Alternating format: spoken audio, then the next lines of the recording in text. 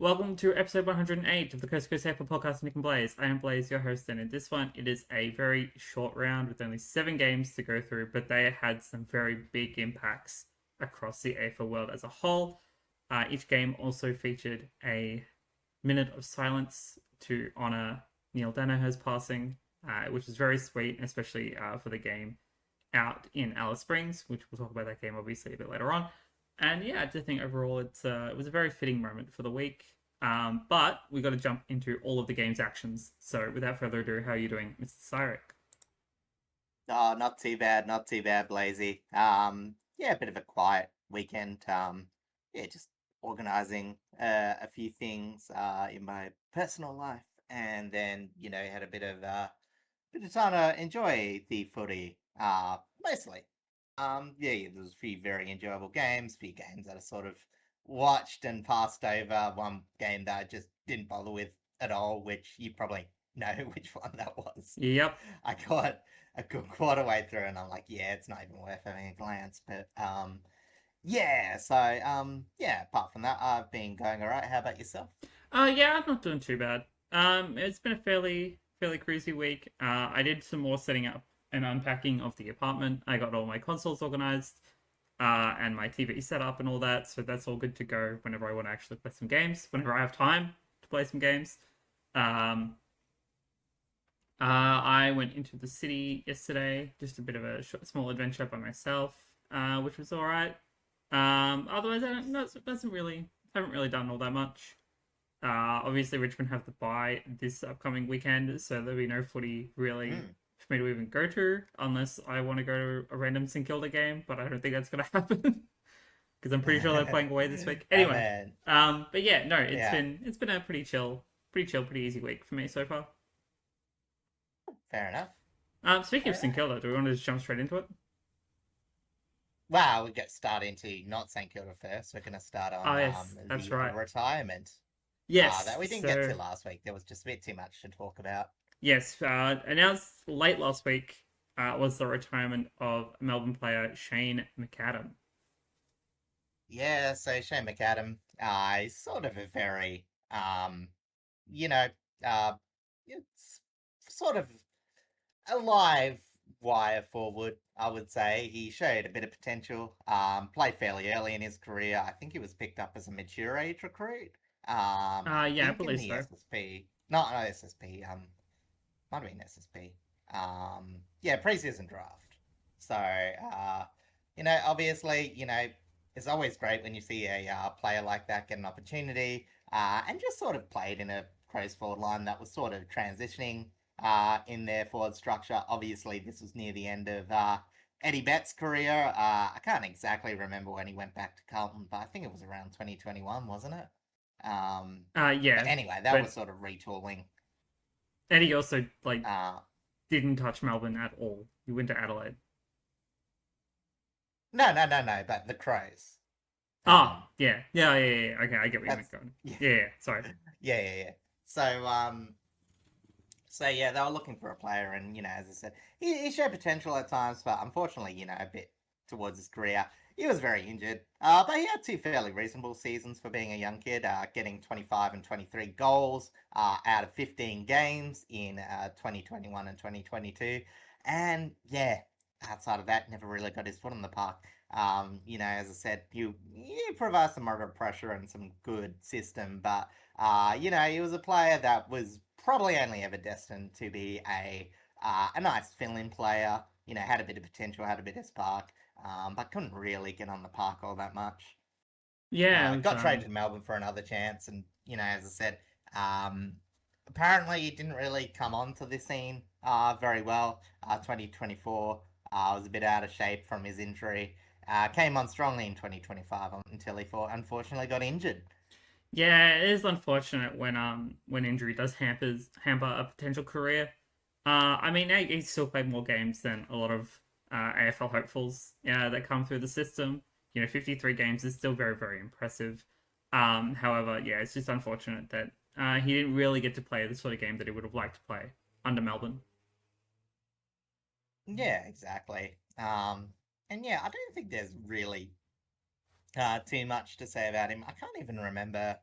particular Shane McAdam. I think he took a few really good marks. But yeah, that's about it. And as I said, so yeah, is there anything else you want to say about Shane McAdam? No, Is not this too much, considering I don't know yeah. all a huge amount Nah, about his career. Uh, I will say though, as I said, part of it, and I realize we probably got to talk about this on the fly because we didn't really, yeah, but I like to probably called it time A because he was injured and B to open up a preseason, not preseason, mid-season draft spot selection spot for Melbourne because he just knew that he wasn't going to be a part of their future, which they were able to use last week. Correct. I completely forgot they were actually going to talk about this week, so we can transition directly Yeah. onto the mid-season draft. So we're just going to pretty Yes. much run through all the players that were signed and kind of their roles as far as we're aware of them. Starting with pick number 1 that went to the Bombers after their loss to Richmond in Dreamtime, and that they picked up Jackson Artemis. Yeah. So hang on a second. I need a link. Oh, I got a link. Hang on, let me pass it over to you. Okay, cool. Just send it over. But yeah, Jackson Artemis, obviously the Tasmanian captain. The pretty decent player to pick up is apparently though picked up a small hamstring injury Yes. when he went over. As I said, he's known for his speed, and I think he's like a mid forward, isn't he? There was a actually I'll jump to. I don't know anything about the young kids to be honest, but I did post a picture that said their roles. Let me Apparently see he's it. played a bunch off of halfback and the wing. Yeah. Here we go. Yeah, defense and wing is what the image I have has of him. So yeah, as I said, they need some defenders. We'll talk about their defensive woes when we get there. But yeah, um, pretty big need.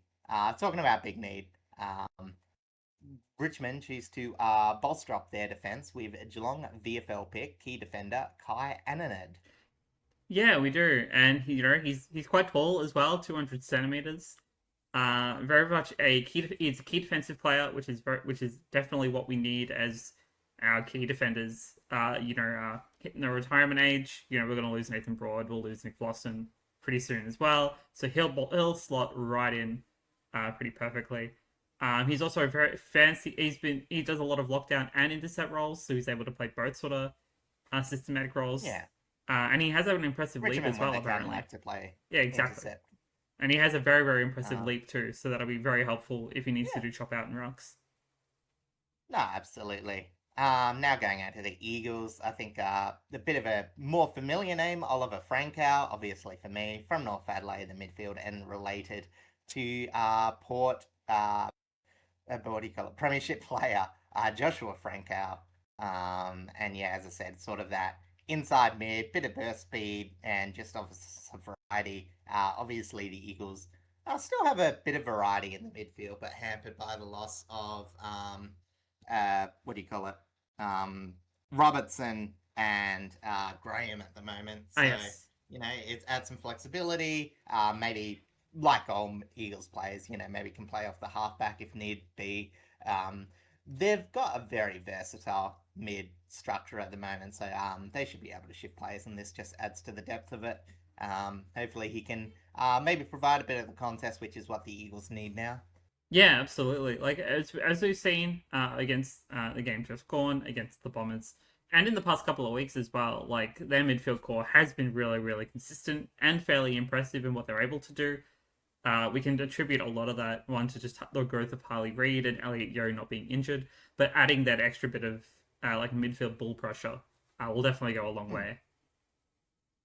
Yeah, exactly. Heading on to Carlton now, we've got Flynn Riley. He's a ruckman, obviously backing up Pitnet, who's currently injured still. Uh, I can never remember. yes. Um, and yeah, as I said, they're able to bolster their ruck stocks, which they sort of need. They've been a bit vulnerable without him, so pretty straightforward there. Don't think too much needs to be said. Uh, Going to North Melbourne, we've got Oliver Griffin, Sandringham product forward line. North, as I said, yeah, I guess it's a bit interesting because they don't need too much bolstering in their forward line, but um, with mid-season draft, you take half of what's the best available player and half of what's need. So, yeah, just boost their strength. Pretty It's an much. option. You did also happen to skip pick 5, went over to Port Adelaide, is Oh, from the North Melbourne system, and that's Xavier Bambert. Or Bamert. yeah, Xavier Barmett, not Barmert, sorry. Yeah, so mid forward. Yeah, I think the midfield might be the more important one. I think Port could use a bigger sized body. I've seen him. He's got a pretty thick face. A bit Wines-esque. So I'm hoping he, yeah, can get those contested and ground ball possessions, which we desperately need. Obviously, we haven't actually turned to yeah, what we give up? Pick 109 for him. With Will Brodie, we haven't turned to him too much, so maybe we're looking for a bit of youth there. But he might actually get a spot one of these days. Next, going on to pick 7, obviously, pick Smith. 6 was Oliver Griffin. We got Campbell Lake, Southport, small forward for St Kilda. As I said, St Kilda, not too many tall presence, so they need to booster up the small forward line, make sure they can kick enough goals. Sort of makes sense. Pick 8, Harrison Coe from Frankston, Ruck. Again, they sort of need a bit of backup since they lost Oscar Steen, I think that was his name, wasn't it? Yes, they did lose Oscar Steen. The Steene. Great backup ruck, but unfortunately got injured. Moving on now to another ruckman, Cable May from West Adelaide for the Western Bulldogs. Obviously, again, Tim English had some injury problem. They've had some real struggles bringing another one forward. So, Cable May, if he's able to get on the park, means that Lob can focus on defence. Lob's been a great backup ruck, but I think they would prefer him down back with just what they need as a team. Yeah, absolutely. They definitely need someone who's pretty much ready-made to slot into the ruck position whenever Tim English happens to go back out by injury. So that'll be a perfect slot in for them. Again, standing at 208 centimeters and already has 100 kilos of a pretty hefty body. He looks to be pretty well built to be able to also crush packs and really kind of, at least physically, contend with some of the more bigger made ruckmen. But jumping over now to Adelaide, where they signed Hugo Hall-Kahan, 188 centimeter player from Williamstown, who looks like he plays a lot in the forward line. Yeah. I was got defender here, so maybe he's a bit versatile. I think he plays. He started in the forward line, but now plays off halfback. Yeah, well, we were talking about the versatility that Adelaide sort of need off defence, not relying too much on very good player Wayne Malira. He was just probably being a bit too much of the focus back there. So he might be able to help out. Maybe as well, the way that defenders are, they're also a bit wing involved, and their transition could need a little boost. Yeah, absolutely. Right, so we'll go on to the Demons, who pick up Lucas Cook from the WWT Eagles, which I'm pretty sure is Williamstown? No, it's the Woodville West Torrens out in the Sandhall. Oh, Woodville West. Yeah, that's right. Defender, Melbourne's defence has actually been pretty mediocre. They've mainly just been scoring, so they get another player to bolster that. Yeah, that's pretty much all I got to say. Max Beattie for Hawthorn gets picked up with pick 12. Also from the West Warrenville, Torrenville Eagles. Sandhall. Forward mid. Yeah. As a forward mid, I'm linking up, which is, as I said, a bit of midfield piece. Wouldn't go astray, and yeah, we've also had a bit of a drop off with some of their forward link up players. The most obvious one being Dylan Moore has been a bit inconsistent since his All Australian form. So, add a bit of pressure, add a bit of versatility. Now for the Eagles, we go for some more defensive pickup, which is Marcus Herbert from the Geelong VFL system. Defender mid, again, more midfield option, bit of defense option, sort of makes sense. 14, we've got Alex Van Wyk for North Adelaide as a ruck, going to Port Adelaide. And it's just mainly backup. Vicentini has been a bit lackluster so far, so it gives him a bit of a support, and it gives Port Adelaide another option when they need to bring a toll. Is a bit more ready-made. Hopefully, we'll be able to help out Sweet if need be. Number 15, again, from the Werwitz Eagles. I've already forgotten. West Warrenville, Torrens, Eagles. Liam Puncher, key defender.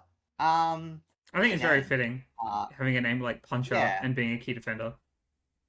Yeah, so you think he should be good at spoils. And as I said, there's a few Liams in the league that might be taking a week off if Puncher does, in fact, become a mainstay. Collingwood need backline. Darcy Moore's injured, and they're also old. So Yes. yeah, Yeah, it's like Darcy Moore, Jeremy Howe are both very much injury prone at the moment. So it's a very good time for them. Howe's in at the moment, and he's doing pretty well. But he's been in and out as soon fairly as I got healthier, regularly. Moore just decided to fall down again pretty after much a bit of good runs. So going to 16, Joel Fitzgerald, Williamstown midfielder. As I said, just sort of bolsters Melbourne's midfield unit.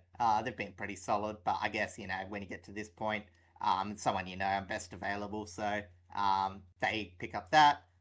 Port Adelaide just passed their 17th pick, so we go to 18th, which is Mitch Pojaski. I'm gonna say yes to how that's pronounced. I don't know. Yeah. Key forward from Coburg. Collingwood, trouble scoring, big key forward. Might help out a bit. And to finish it all up with 19, Melbourne bring up Max Mapley from the Tassie Devils as a ruck. It makes sense because obviously Max Heath went down with injury. Yes. They could just use Gorn getting a bit of support when he's been able to have a bit of help around him. He seemed to have played even better than his already form. His form has already been. So and that sums that all up. Yeah, it is very good to see a lot of fresh new faces coming through via the mid-season draft. As we know, there have been plenty of very positive stories out of the mid-season draft over the past few years. Obviously, Tom McCarthy being a big one, Jai Newcomb being a big one. And there's plenty of other players that I'm currently blanking on that have definitely had a successful career path through the mid-season draft since it's been introduced. Obviously, the most famous one being Pickett, of course, but that's many a year ago now at this point. But yes, famous story.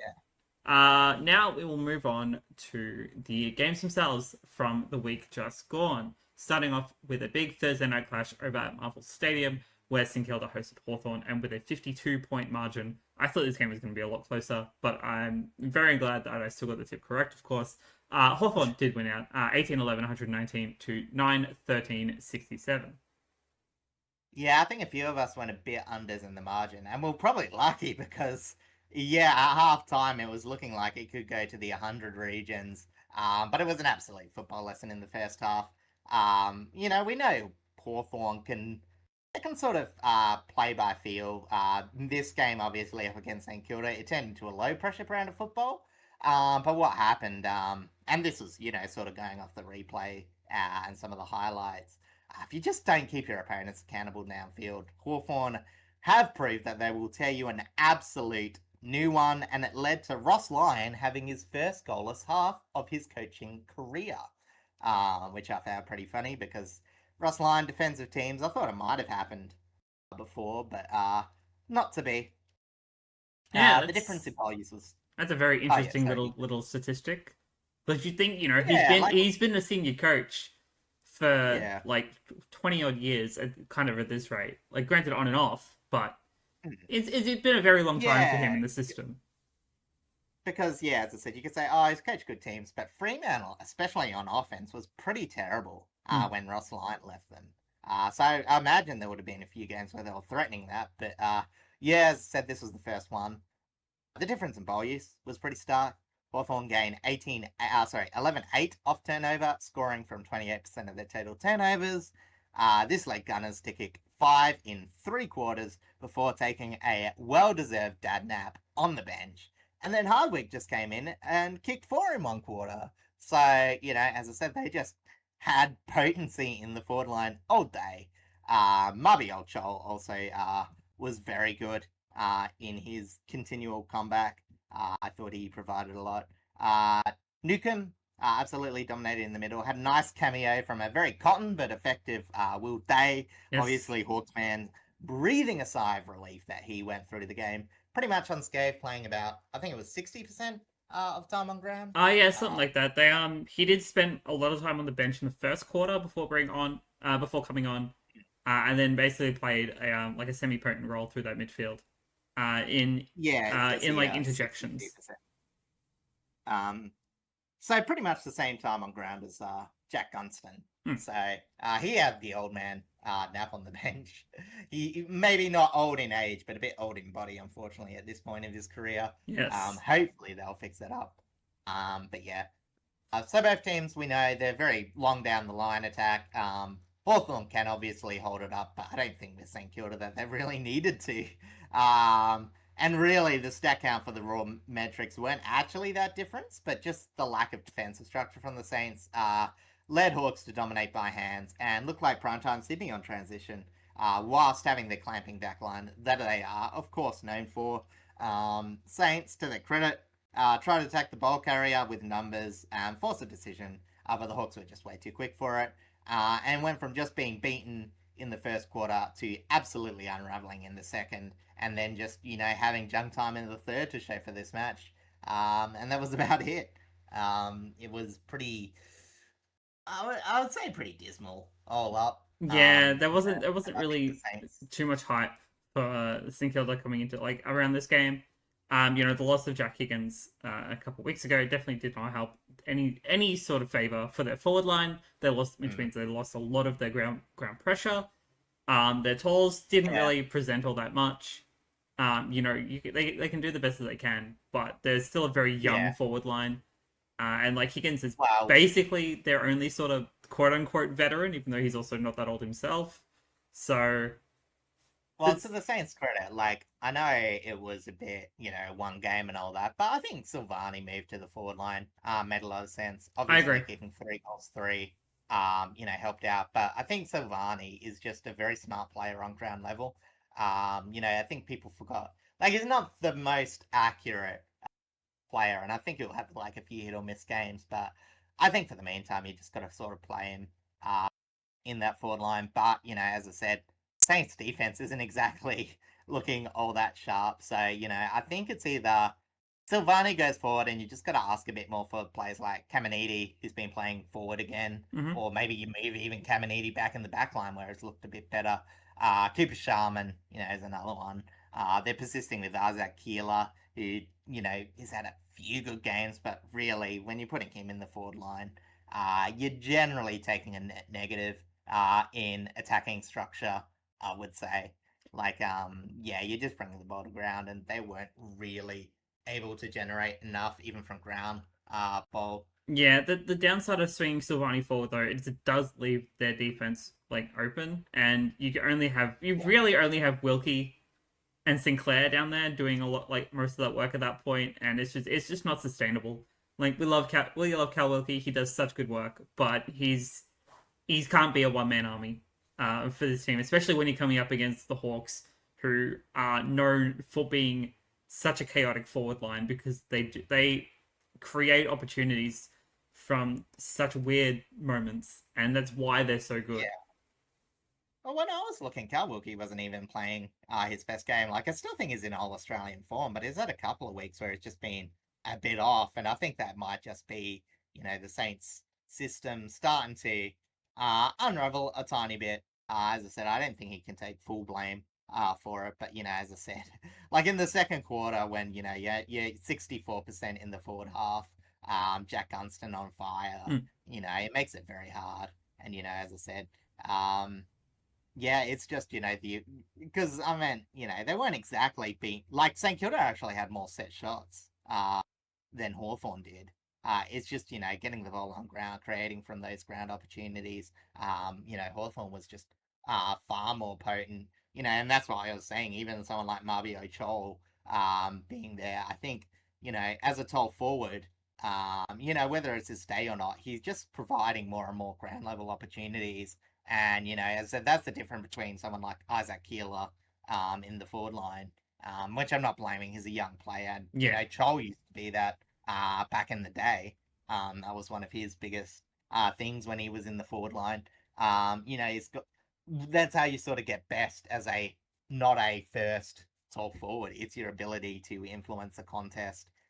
When the ball goes to ground, put pressure on, create opportunities to your smalls by making it harder for defenders to make the best available decision.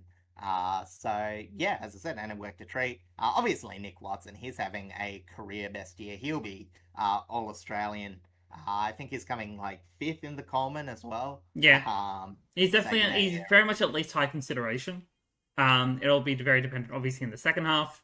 But I'd say at this point he's very much in. I can't name a small forward who I'd have above him. To be I mean, honest, no, at the moment I probably can't either. Like, I would probably go Watson.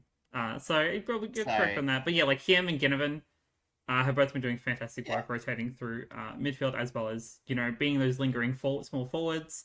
Obviously, Jack Gunston still continues to wind back the clock somehow in just doing whatever he does. Yeah, it's good to see Hawthorn's versatility shine a little bit more this week. And, for the most part, they come through this game pretty unscathed. They did have a late change before the start of the game with Connor Nash coming off with neck soreness. So they're just, looking after him. And unfortunately, St Kilda did suffer a big injury with Sam Flanders. One of their more high profile recruits coming off of the big spending spree season. It's a right Achilles, which means he is out for 12 months because Achilles are really, really difficult to heal from. So which is really, really unfortunate for him because he was actually starting to look pretty good in their system after taking a little bit to kind of like settle in. I think I think it's more just the system that St Kilda play where so they have a fair few high rotation players off back half, where I always think like Flanders was a bit surplus to their needs. And again, like that's what I thought with Steele going out of the team. It's like they replaced one of the hardest nuts to a player that's very much more outside. Even when you compare another player that had a fairly decent game, Jack McRae, like he's a very outside focused player. So you know what I mean? Like I don't understand that sort of fit. But on the bright side for St Kilda, they have Max Hole, who's sort of a bit, I would say, dual sort of type. He can get into a few harder contests, win a few clearances, which is making up for it a bit. But yeah, as I said, I've never really liked that decision. But it is a real shame to see him go because it's not like I believe he's not trying or anything. I think they're just, have a bit too many of the same type of player. And I don't think it'll benefit having him out, and I'd rather see him on the park. I do think it might be a chance to change some of that mid and halfback structure.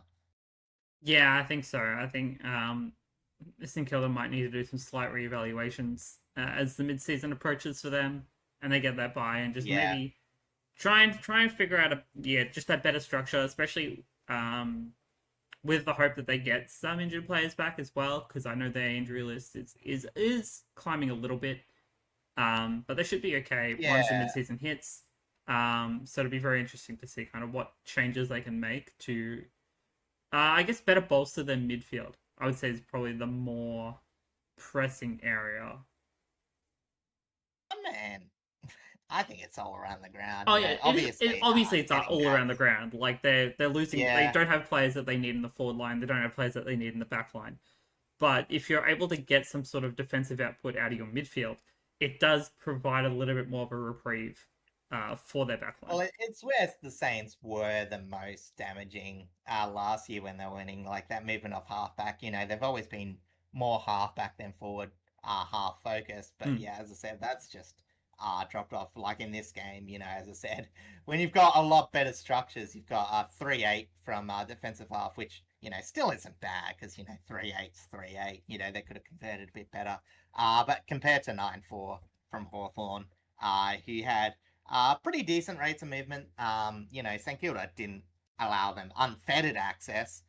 The most damaging thing was how often they were going from their defensive half and actually scoring. That was probably the more upsetting thing. St Kilda. But that's just where they are at the moment. They're a very mediocre team. They are. You know, as That's I just said, it's just how they've I always kind of been. It's why they're so inconsistent, and it's why it's so hard to kind of tip them even in the more guaranteed of wins. yeah, exactly. I mean, they'll have a better finishing run home, but it's going to be. I think they need. I think they'll need to get 2 more wins to actually seriously be in top 10 contention. They've got Swans, Giants, and Western Bulldogs, and that's going to be a very tough ask. But if they can get a couple of wins upset, then they may still be in finals contention. But I've pretty much ruled them out, I think. Yeah, I don't think they're making it this year.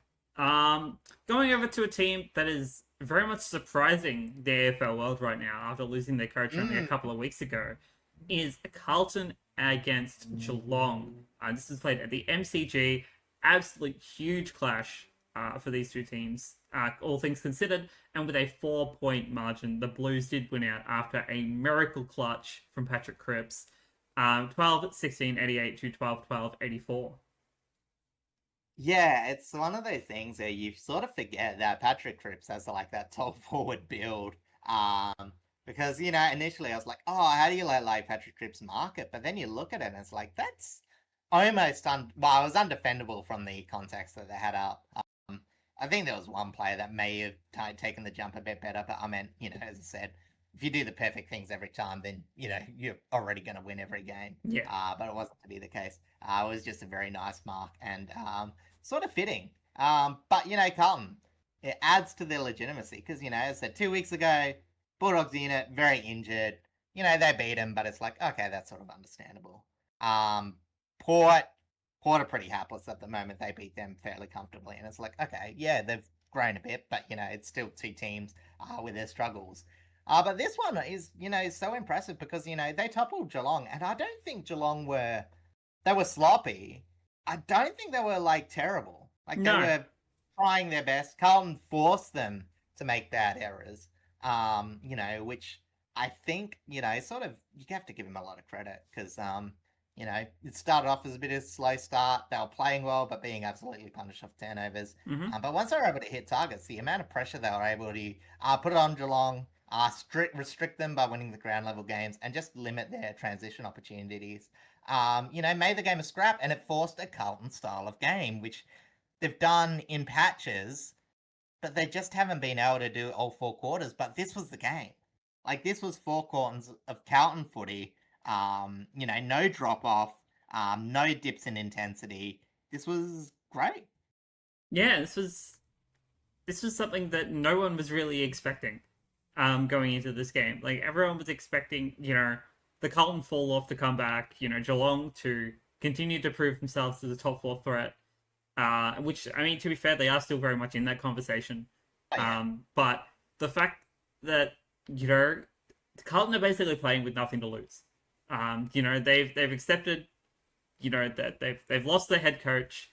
They're kind of just playing for their spots in the side because interim coaches can tend to be a little bit more ruthless in terms of who will come in, who will come out, because you want to be able to test all of your players yeah, to see if yeah, they really can.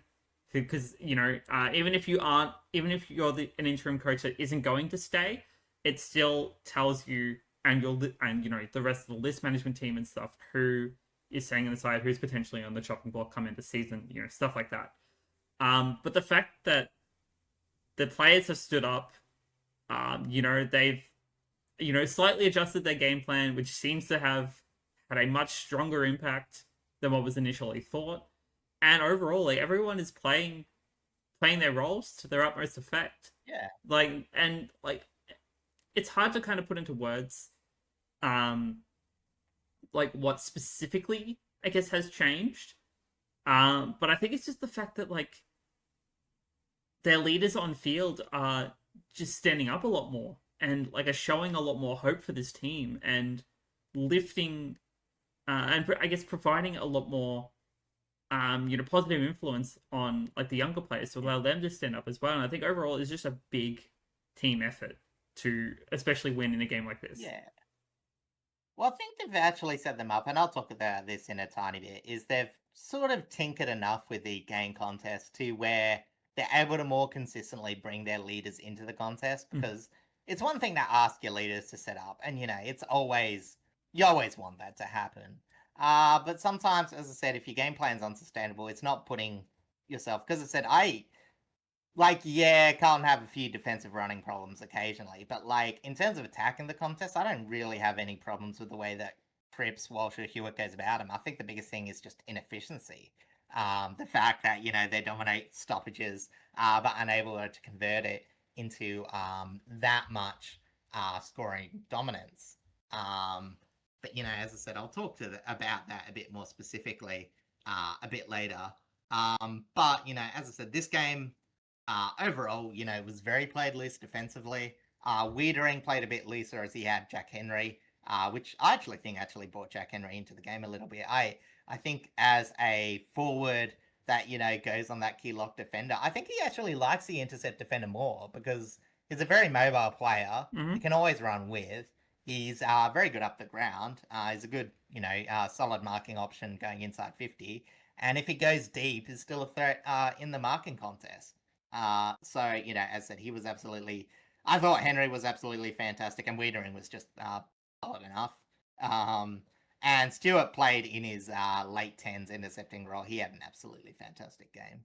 As I said, the main difference is, obviously, while saying the ground players for Carlton just found more opportunities, mainly from stoppage, whilst Geelong just had good efficiency from finding tall targets in the forward line, like Cameron and the Henrys a bit more. That's what made this game close. Geelong had that lethality that had about him, but, Carlton were just making them take the lesser options here and there.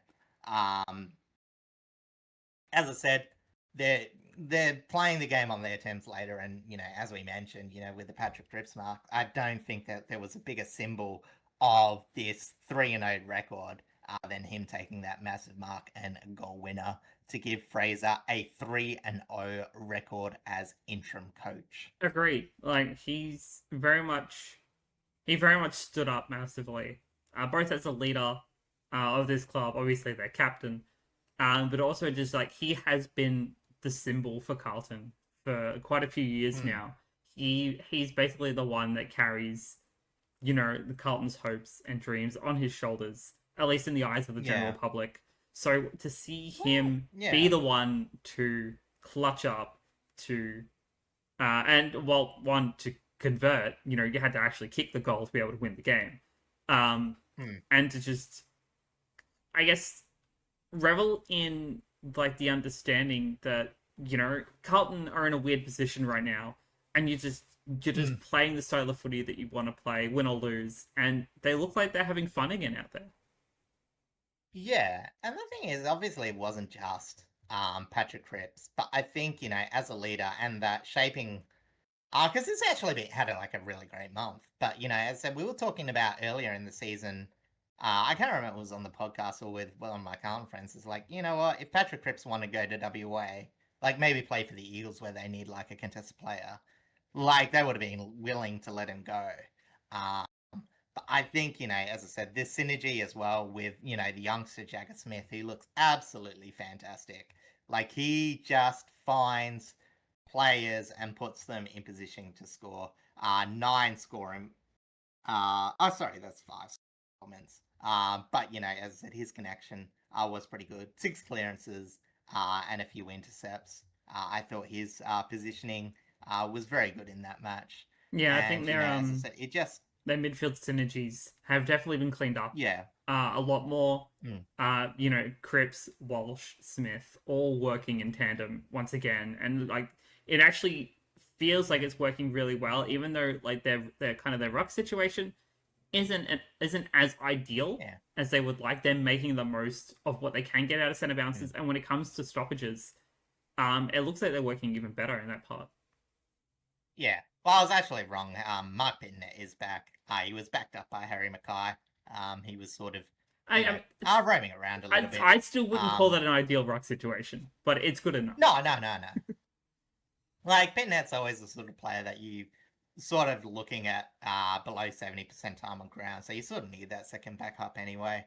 And Harry Mackay, obviously, you take a bit of a risk, but I don't think they've needed him as much in that forward line, even, before this little era. I think, to Carlton's credit, compared to last year, they've been able to generate a lot more general play goals. Obviously, Will Hayward had that really rough start, but he's started to lift.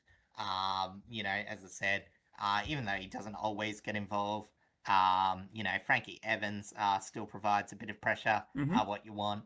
And Mitch McGovern just sort of provides that sort of hybrid role. Again, not always effective, but I think, that's sort of the reality of Carlton, where they just need to get enough. And, they've found other options this year, which has been pretty good and has almost got them, in a lot of those games where they were looking half there, but obviously fell short due to lack of pressure. But, Yeah. as I said, when they've got the system up and going, it's reasonable enough. Like, again, preseason, I would have, I think we had Carlton being 10th, with a bit of upside. They had enough veteran presence to be competitive, but, it shouldn't be terrible. But, as I said, when they were starting, they just had a terrible record. They were underperforming and, but they were never that far off it. And I think this sort of proves that with a pretty big win. And as I said, Geelong weren't terrible. A few of the outside players had a really good game. Ollie Dempsey was probably as dangerous as ever. I thought he was really good. And obviously Cameron kicked I'll say a bag. I don't know what you want to call bags these days, but I think in the modern era 4 is a bag, especially if you kick a few behinds too. Yeah. So they were still solid. They just weren't as they just weren't getting as much.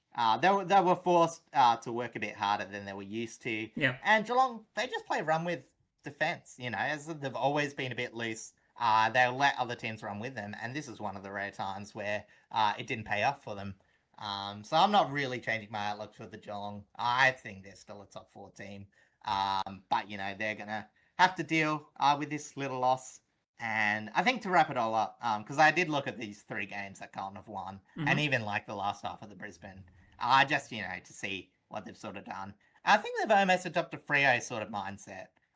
They've taken long kicks that create contests, even if not marked. If the ball goes to ground and creates a stoppage, that's where Carlton benefit.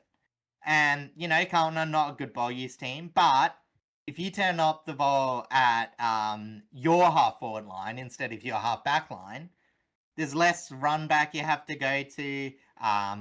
There's less, defensive running you have to do, and you can play that stoppage like game. We talked about how unsustainable that Carlton game was, and maybe it wasn't so much that they drafted the whole wrong team. They just didn't quite have the game plan syncing up with the best quality of Carlton. Well, maybe not. I'll say syncing up because obviously we had it for 3 quarters and then it would just fall apart.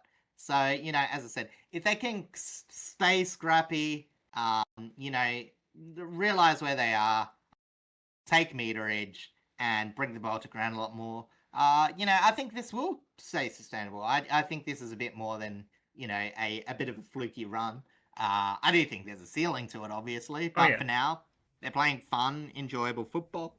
Their fan base is really happy, a lot happier with Voss, and, I don't want to say, Voss was a problem and all that, but it just felt like the reset that was needed, as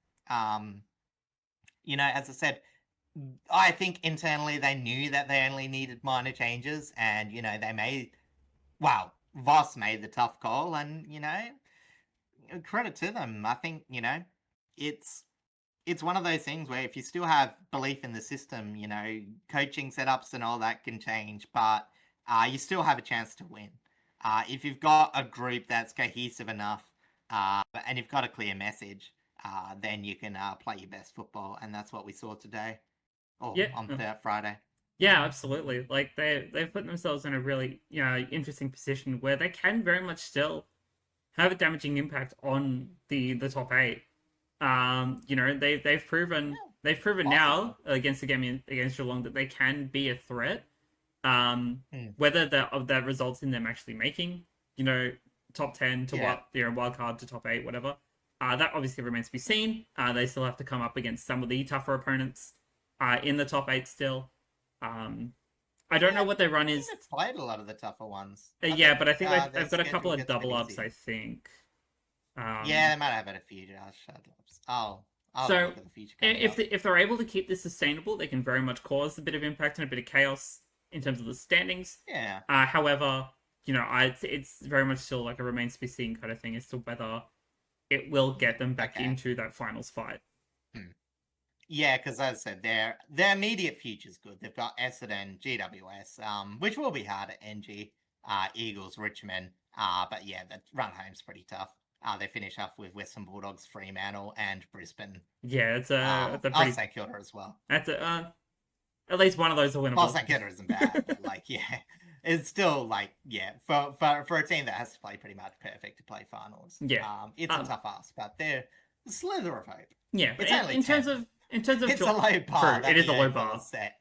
In terms of Geelong's though, I think they'll just they're very much a team that they can adapt very easily from their losses. They're still a game clear in the top 4, and exactly, which says a lot about the 5th to 8th. But they're still sitting pretty. Like they won't take too much of this loss personally. It'll be more just another learning experience, that kind of thing. Yeah. Because they're a team that is very well coached. Half their losses came from teams that were on 3 wins at the time. Maybe technically Port with 2 wins, but yeah. To be fair, I guess them losing to, these bottom sided teams probably isn't a good look.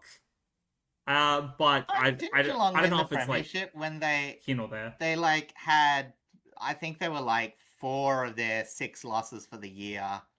Were in bottom 8 teams or something ridiculous. Probably they won the premiership. They might just be a type of team that kind of just very Geelong. It is. Maybe they're just the type of team that does just underestimate a little bit.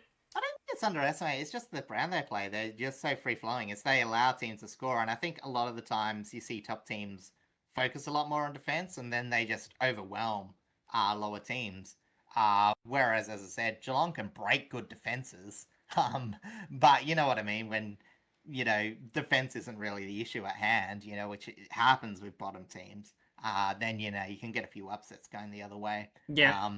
I don't think that's perfect reasoning why that's happened, but I think that's sort of why you see Geelong happen to a bit more than you would expect. Yeah, I agree. On the injury side of things, Lawson Humphreys has gone out with a leg injury. I'm not entirely sure on the extent, but hopefully it's only on a minor scale. And then Mark O'Connor was fined $1,000 for contact with an umpire. Yeah, as I said, Lawson Humphreys, it was sort of one of those ones that we will probably see tomorrow, whether it was, because it was a foot, whether it's something like a fracture or whether it was just heavily bruised. It'll be the difference between a few weeks or just playing next week. So fingers crossed that he is happy and healthy. For next week's affair. Yes. All right, jumping over to our first of the Saturday games, and it is unfortunately a huge loss for Richmond, our first 100-point loss of the year, hopefully our only one of the year, but we're up against the Swans at the SCG, of course, with a 114-point margin. The Swans do win now 25-20, 170 to 8-8-56. Yeah, Swannies, they like the Tigers. I think if... they had their chance of any opponent. I think they would choose Richmond because, again, Richmond on the outside don't defend transition all that well. And obviously the Swans are one of the better offensive transition teams. And this just capitulated, or not capitulated, but turned into a very lopsided affair. Averaged 63% time in their forward half and absolutely dominated. But, as I said, I think the worst thing for Richmond, from what I heard in this game, because I didn't pay too much attention to it, was just the poor defensive efforts up the ground.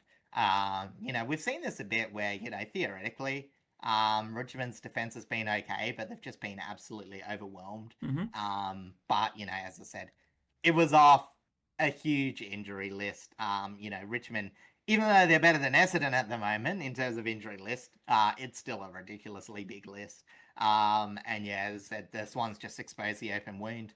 I would say the only upside to the Tigers, and you might want to say more, was pretty much 3 goals and no apparent injury. Sorry, 3 goals to Alger and no apparent injuries. Yeah, Um, that's pretty much the takeaway I have of this. I'm very, very impressed with Jasper Alga and what he was able to do up forward. And then obviously no injuries coming out of this game as far as we know, which is very, very solid. Because we do not need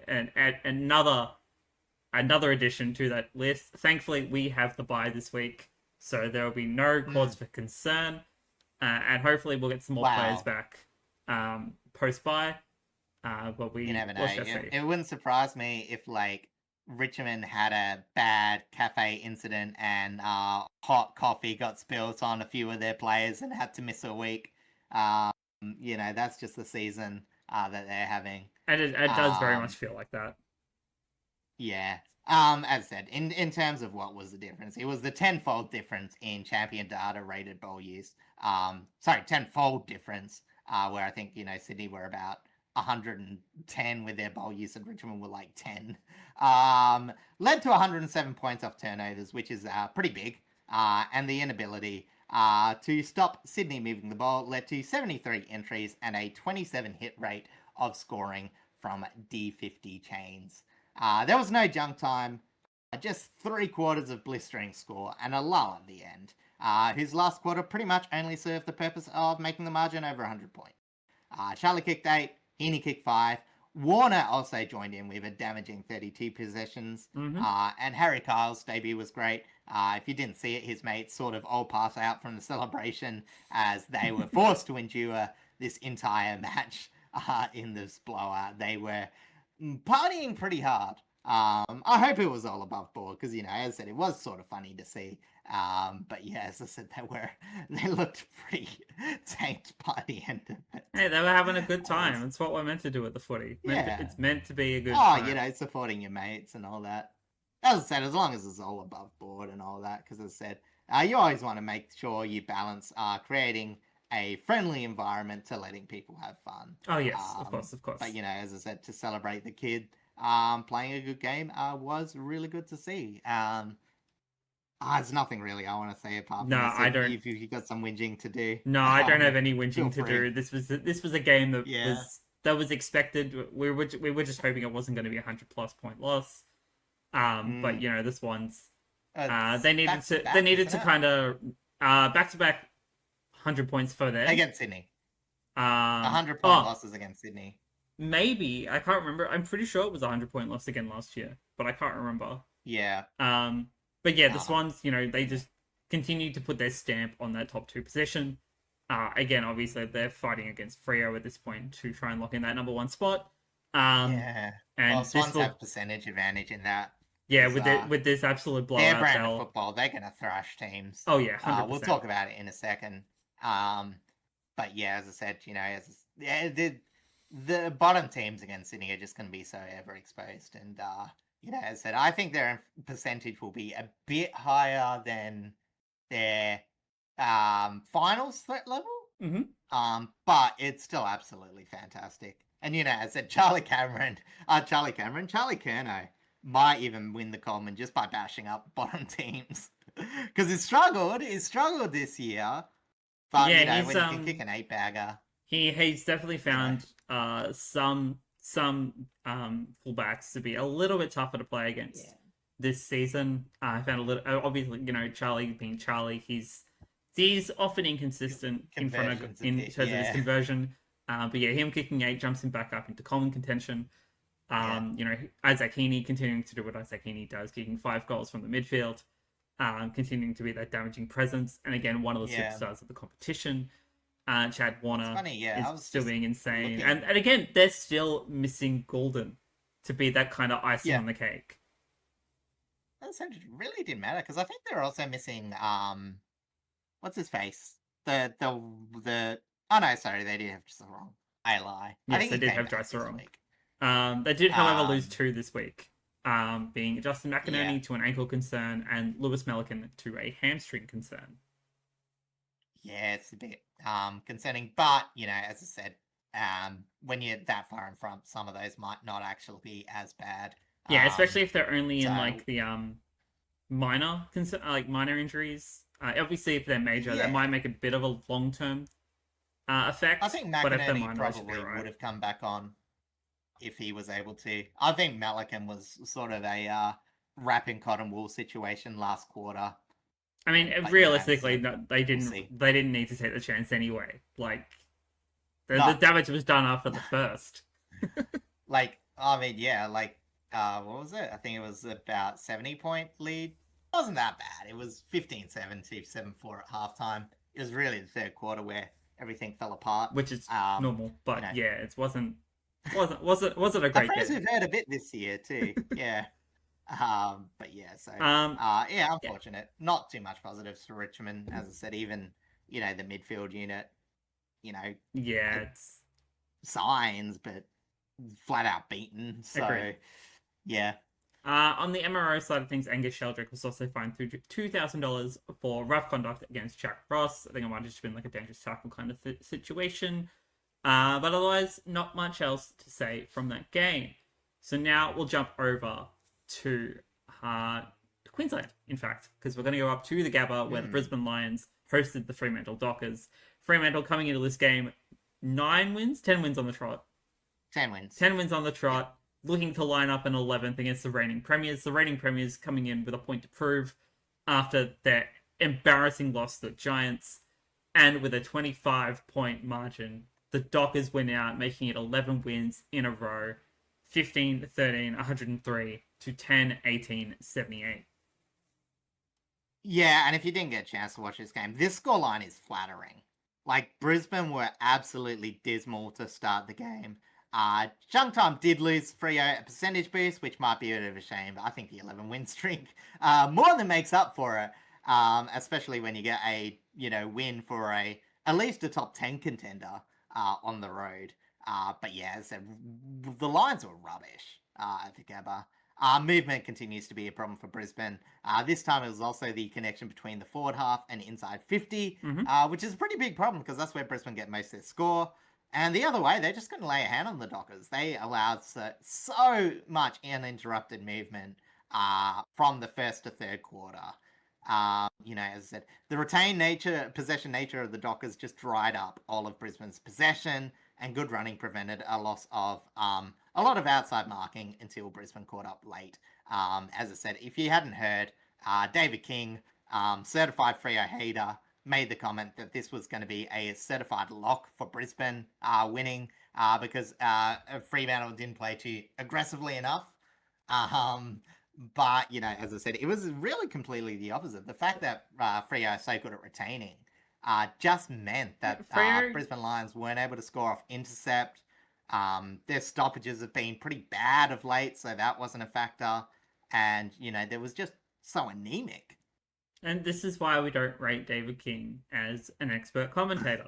Because Freo don't need to play an aggressive play style when they have developed a system that works for them by playing more methodically, playing and, being able to play in bursts where you're able to go on this aggressive streak with your midfielders, but then you're able to pull back and change things up and make the opposition have to rethink how they approach this team, because Fremantle are so damaging from every aspect of the ground that they make it really hard to actually play against.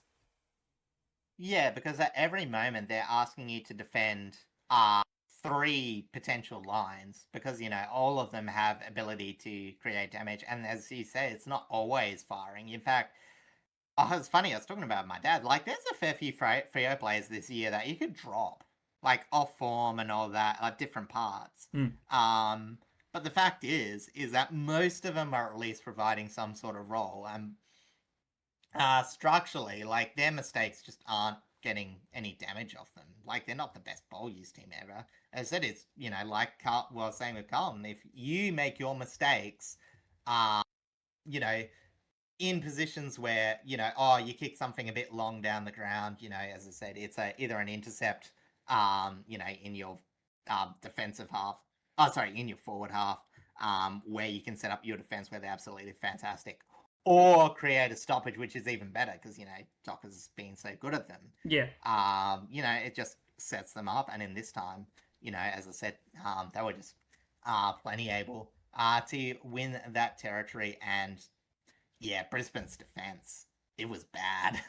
21 set shots to 11, despite losing the inside 50s. The Dockers didn't actually... Brisbane had more inside 50s in this game, if you could believe.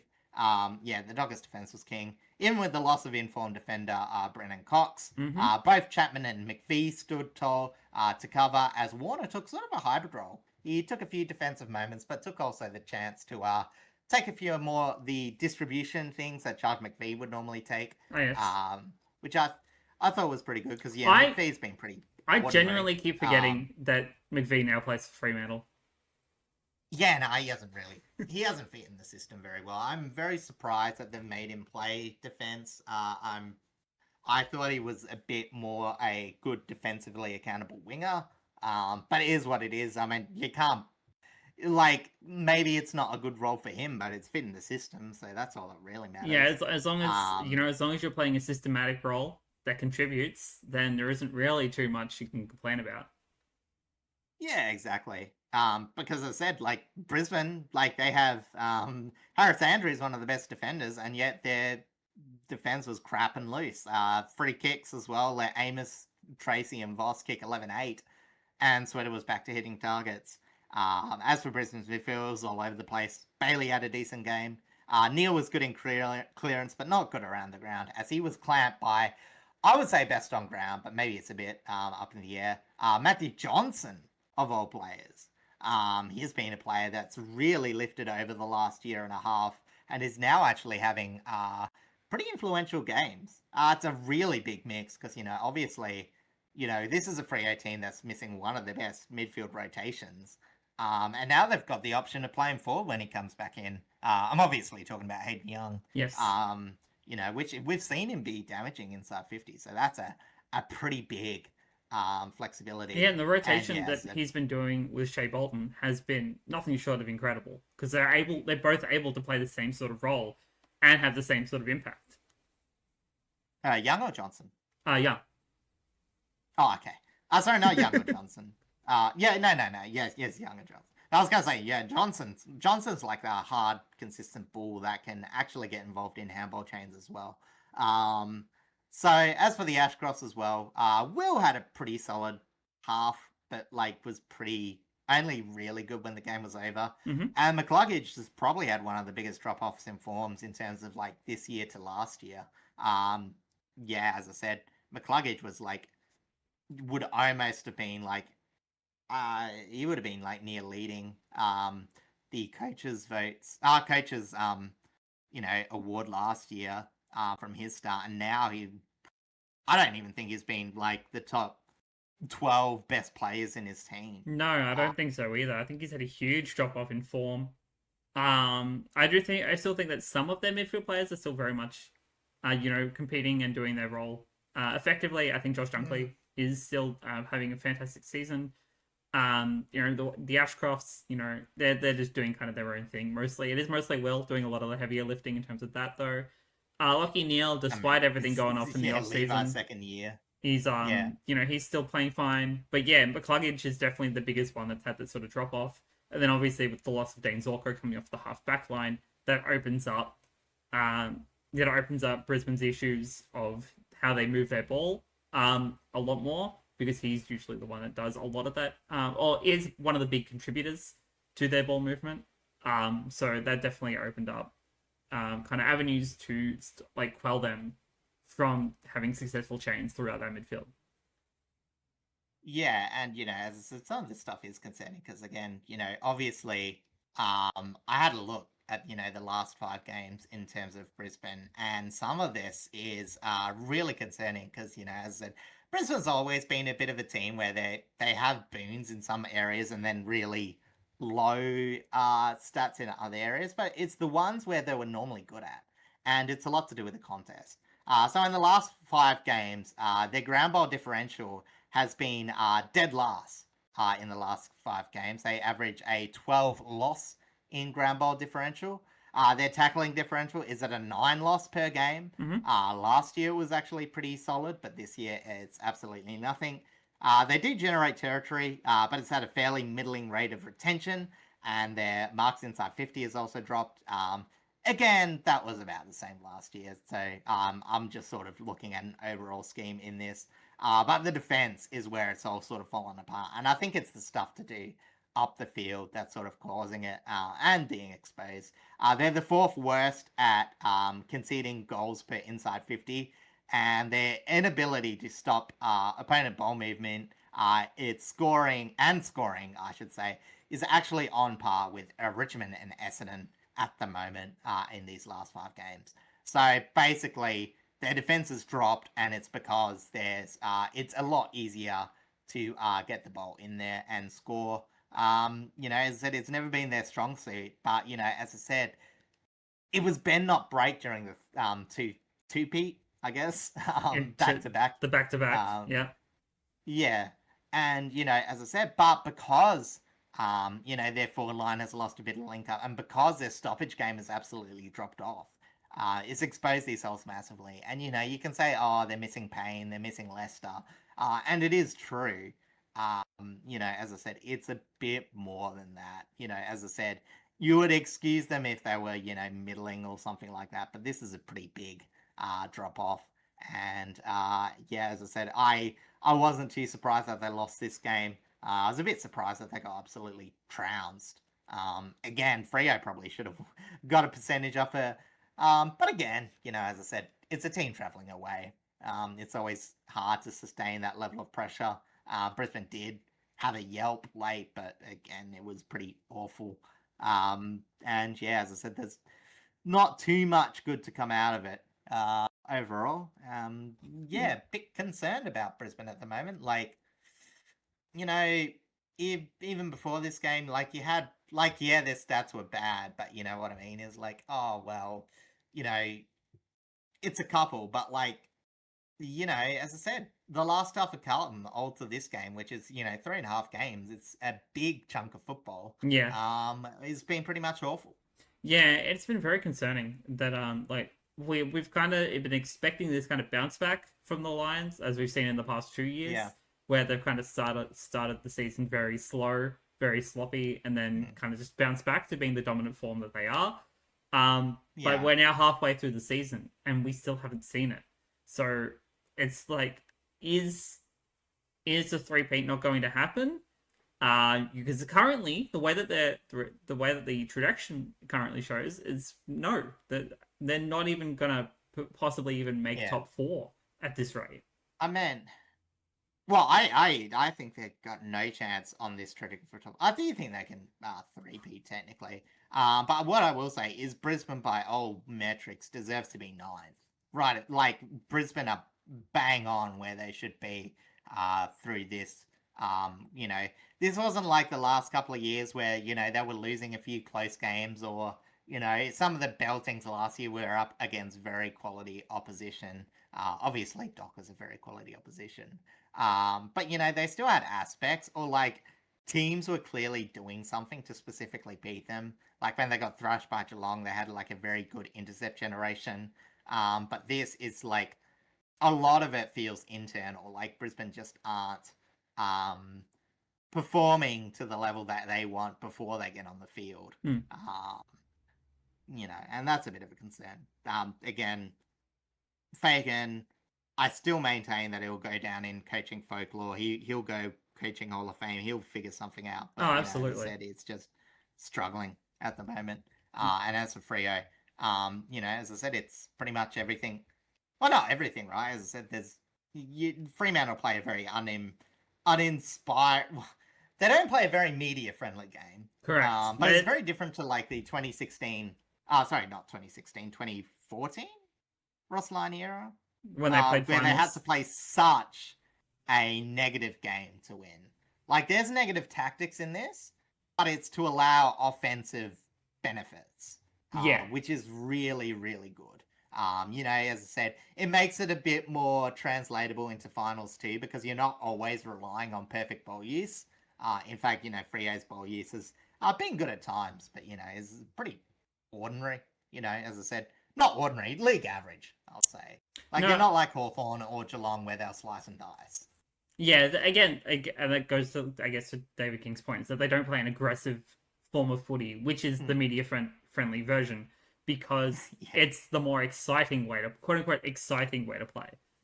But Freo have found a way to balance both lethality and playing a methodic brand of Yeah. football that works for them, that works for the players that, I guess, primarily the players that they have in their backline, because you Yeah. don't exactly praise these sorts of players for being aggressive defenders. They're very Nah. methodical in how they play. Whether Well, even Luke Ryan, like he's had a pretty ordinary year. Like he's had a few intercept generations and all that, but he's been pretty ordinary defensively compared to other years. But as I said, and it's like Ryan has an ordinary game, Brennan Cox gets injured, and Pierce is just coming back from another injury, and they're still fairly solid. They only concede points in junk time after absolutely constricting them for 3/4 of the match. Yeah, and then you look at the forward line, and it's like they all of their tall forwards, being Tracy, Voss, Amos, all play a very traditional kind of style of being a tall forward, and that's why you have those those smaller X factors, like your Isaiah Dudleys, your Murphy Reeds, your Shea Boltons, your Hayden Youngs, these smaller players that provide that X factor. And that create that bit of chaos that is exciting to watch. Whereas, everywhere else around the ground, exactly. Whereas everywhere else around the ground is very methodical. They play very tactically. They don't specifically play under chaos, even though they can create those chaotic opportunities if they needed to. But it works for them. It's why they're currently the best team in the competition, and why they're on an 11-game win streak. Yeah, exactly. And they even have some upside, like Mason Cox. I think he's sort of, again, it's been fine structurally, but he can't mark a football. So, as I said, like Darcy, I think will come back into the side soon, and even might provide a bit of benefit there. And as I said, they've even got players like, they're able to play players like Frederick who have been consistent. Have been exciting in bursts. Like they have Michael Fredericks there as a threat on the wing. It's not always used, but you know what I mean? It's like he's there, he's keeping them accountable, and it has that fast option. But because of the way they play, he's not always required. Yeah, exactly right. And it's just that ability to like let players have form patches, and as I said, like consistently, we've got everything we need. And then we've also got a few players that can blow up here and there and just give us a bit extra when we need it. Yeah, exactly. Like they have solid depth in the areas that they need, and like they have, granted that depth hasn't been too tested this season, which is a really good thing. Again, they haven't had major injuries. Alex Pearce coming in and out is probably like the main big one, and of course Hayden Young, but Hayden Young has been through have injury issues his entire career, so he's always going to be a little concerned. I was going to say also technically Sean Darcy, but like he's almost on the injury list more than he plays. Yeah, so. But that's why they brought in Mason Cox to cover that sort of role when he's gone out. And yeah, like long term, it just works.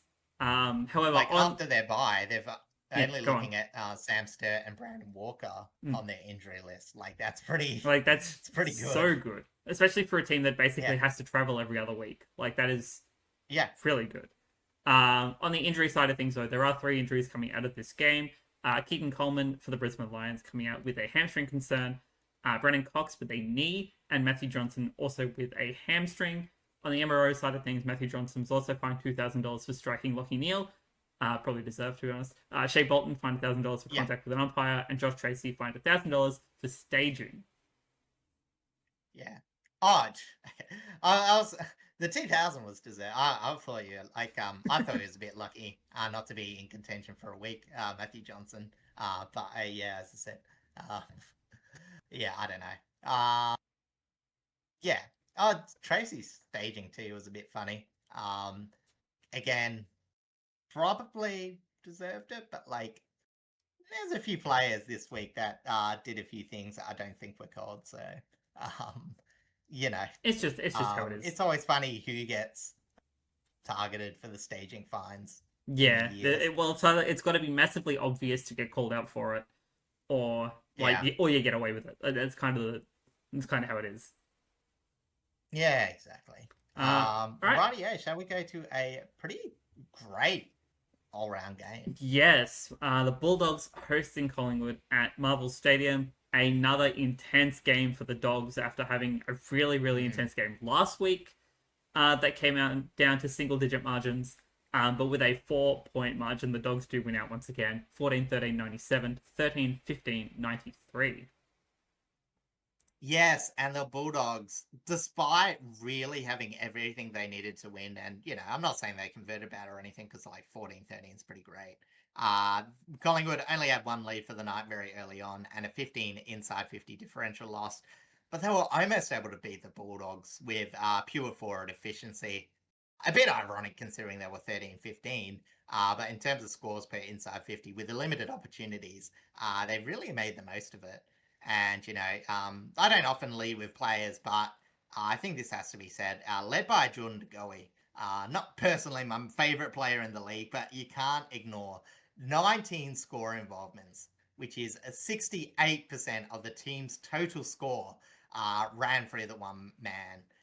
The Pies turned a negative stoppage differential into into scoring opportunities at stoppage and through centre bounce. The Bulldogs unit over the last few years, for a Bulldog unit over the last few years, this would have been enough. However, the Bulldogs actually beat Collingwood in the movement game, where players like Bont, Richards, and Sanders got a lot more involved in transition, Mm-hmm. as much as they did in the clearances, where, as I already said, they did really well, and it was just no fuss attacking football. Kept the territory always in their favour. Whereas on the flip side, Collingwood's more short-focused game created a lot better score conversion per inside 50. Membry won out against a bit unlucky Carmasi. Got a few free kicks that I thought weren't really there, but often, sometimes beaten Carmas. Again, when Lob's not there, he tends to drop off a little bit, which is still the Bulldogs' problem. Yes. Schultz also got involved in the ground level in distribution, while Anderson is dropped off in possession, but he's scored some very nice goals. Like, he just finds his way to be relevant in a game for only probably a fifth gamer now? Yeah, he's still very much in single digit games. I believe fifth or sixth, something like that. He's been very consistent. Again, yeah, you're right. His form has dropped off a little bit in terms of, I guess, possession count, but his lethality by foot is insane. Yeah, I mean, it was almost like Josh Dacos coming off halfback. Sorry, not halfback. Into the forward 50. It's just that longer option. He can go inside, but can also distribute by foot. Wins a few clearances here and there. That'll take time to develop a bit more. But yeah, as I said, overall, it was very good to see. As I said, Collingwood still developing their young talent, which is ironic considering it's funny with more and more of the injury list. Like, Collingwood's average age, because on Wheelo, there's like little bars to show how far a team is above AFL average at that point. Mm-hmm. And Collingwood's age bracket has just skyrocketed above. Not because they're particularly getting older, just because a lot of teams are forced to play a few younger players as injuries pile up. I think the biggest concern for the Bulldogs was this is the second game in a while where they had a defeat in stoppage work lead to a defeat or near defeat. Mm-hmm. This didn't help. Kennedy had 13 turnovers and 8 clangers. Freya also wasn't the cleanest. But despite being half injured, I think the Bulldogs are officially back. Whilst Collingwood just can't seem to get it right. I think they're respectively style of middling, but they're still fairly middling. And it's just been a very almost season for them. Taking it up to a few quality opponents, but never quite getting it done. And obviously having a few concerning losses as well. Yeah, it's they're very much in like the middle of the pack, middle of the road kind of situation where they're basically where they belong. The injuries that they've sustained is also partially reflective of like their form and where they're currently sitting. Which is an unfortunate thing, but it's also saying that like even if those players were in, not the same sort of kind of impact would probably be felt. Granted, if Collingwood had Jamie Elliott in, there's a possible chance that this game probably would have been won just because of the kind of magic that he can create. Yeah. But I would. This is a very, very solid win for the Dogs. And you know, it could have. It was, you know, down to a kick does make all of that difference. Again, this is our second close game of the round. And it does make those sort of like I guess they become very reflective on an individualistic scale of like, you know, if I'd have just done this, this would have happened, that sort of thing. But you can't think of it like that when it comes to these sorts of losses, because it's all systematic. You know, you learn from your mistakes across the board. And even in a small, even in a close win like this, the Dogs will absolutely still go to the tapes and see what they could have done better to make it maybe a bigger score margin. Just for an example. I don't actually think like there was. I think this is just like an overall well played game. Like I think so do I. sort of but had it's just how bits kind of to take away. I don't know what you mean. Yeah, like, you know, it's always a bit, you know, as I said, defensively, I think the Bulldogs were a bit shaken up at times. Again, they're still working out that ruck thing. You know, Lob are still fantastic in the ruck, just providing pressure. Another 8 tackles. You know, so, you know, again, still providing, supporting Team English. I don't think Team English will be pure 100% ruckman until at least after the buys. But, you know, as I said, it's all about that balance. But, you know, as I said, you know, throughout this, you know, Will Lewis got a few more opportunities. Originally tried out as a ruck, didn't really work out. But, you know, he's scoring more and more goals.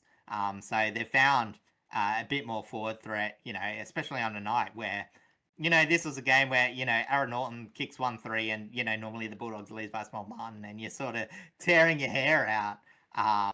You know, as I said, when you have other avenues, you know, as I said, you can sort of afford those nights by Norton, who was pretty well held, actually. You know, I think a lot of his shots were fairly tough, but obviously when you have big stack Billy Frampton, your night's going to be tough. So, you know. Very true. Very true. But yeah, no, there isn't really too much else to kind of say about this game. I guess with Sam Darcy not being out there, they did need another sort of tall forward option to support Norton. And I'm glad that Will Lewis has found some opportunity in that regard, especially with, you know, not being able to chop out with Team English in the ruck too much, and they're having to rely on Lob. Not a bad thing, but having Lob in the back line would be much more sustainable. Yeah, because on the flip side, it was sort of rough because I think Darcy Cameron, he played fairly well on the ground. Didn't really have too great a game in the ruck. I think English technically won the ruck tap and Lob probably won a bit more than you expect, but I think it was also just the fact that Darcy Cameron, again, I think he's actually sort of recovered a tiny bit from his very mediocre start. But he does need another hit out. Like, they couldn't find another player to win a hit out. I think they put Edward Allen. No, it was Ned Long, I think, for a couple of hit outs, and I think Membry for a few. None of them were able to win one. So yeah, as I said, they need to bring in that mid-season ruckman in probably, or, you know, another one that's around about the park, because I think Cameron just needs some help. At least until the bye, I would imagine. Yeah, I think he's still carrying a bit. On the injury side of things, Dan McStay had a cut eyelid. Must have been from like an accidental like hit or something like that. Really, he was bleeding profuse. Very weird little injury, but hopefully he'll be okay. And then on it's just there's a lot of blood supply to the eye. It can tend to be a bit worse. Yeah, I can than it actually is. And on that was funny though. Yeah, sorry, go on. Not for Collingwood. Not for Collingwood themselves. They had a lot of late bleeding late in the game. Their what do you call it? Physicians were put to the test. I think they had 3 in the space of 4 or 5 minutes. So shout outs to them. They got them all in the park very quickly. So, shout out to the work docs with the gauze and the cream. Exactly. Shout out to the docs. Can't live without them. They make the AFL system work. Very true. And then on the MRO side of things, Ed Richards was fined $1,875 for contact with an umpire. And that brings us to our Sunday games.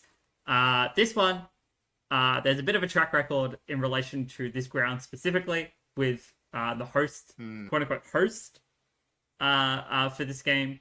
And that is, of course, the Melbourne Demons playing off against the GWS Giants. Obviously, Melbourne have played the Giants here a few times now. But history continues to repeat itself. With a 49-point margin, the Giants win out 19-5, 119 to 9-16-70.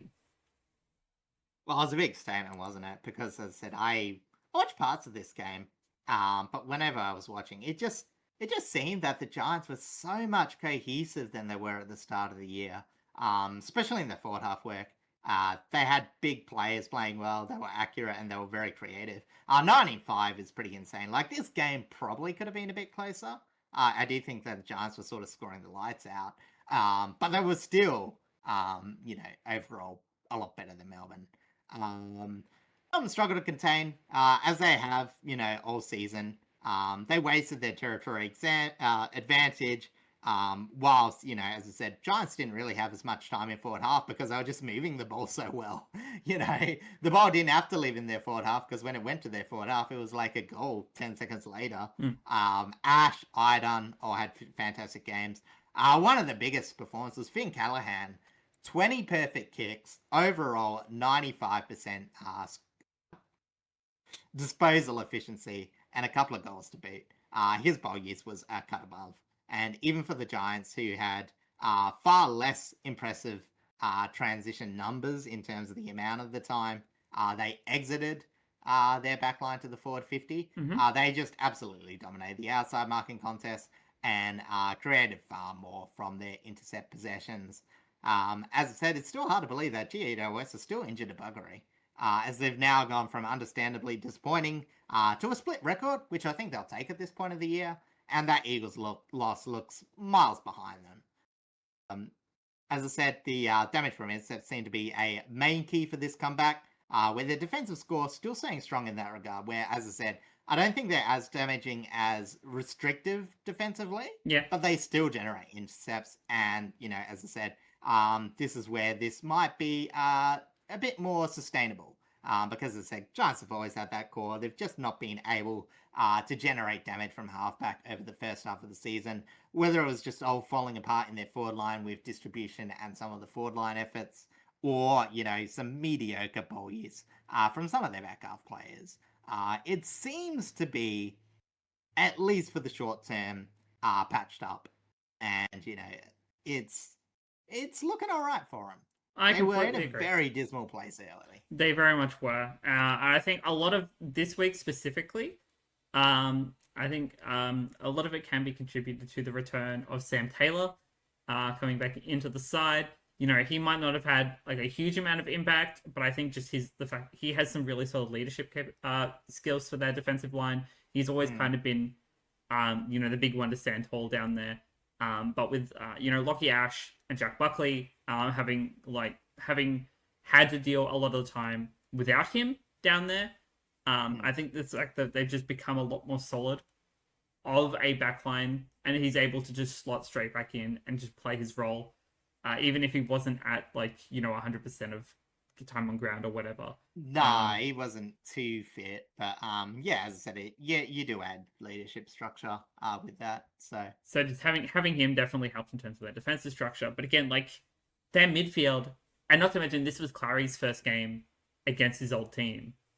So, and he had I wouldn't say a monster performance, but he had a performance worthy of the skills that he had, his skill set that we know him to have. Well, I mean, you could say, he only had 20 handballs at all. But when you're handballing to Finn Callaghan, he's going at 96% disposal efficiency. Yeah, exactly right. And a fair few score involvements, it's pretty good. I don't know exactly how many handballs went to him, but there's a fair chance that a chunk did. So yeah, and as I said, it's not just the inside midfield, it's the outside. Harvey Thomas, it's scary because every year they have a breakout small outside player and then they get injured for a year. So we are crossing our fingers, doing our rituals that this fate doesn't happen to Harvey Thomas, because if they all come together, then GWS might just be the best outside team structure of all time, and they'll rise up fairly quickly back to where they should be, whilst they still have this fairly potent forward line, which, to be fair, is getting older. Like, there's only a few years of sustainability for this.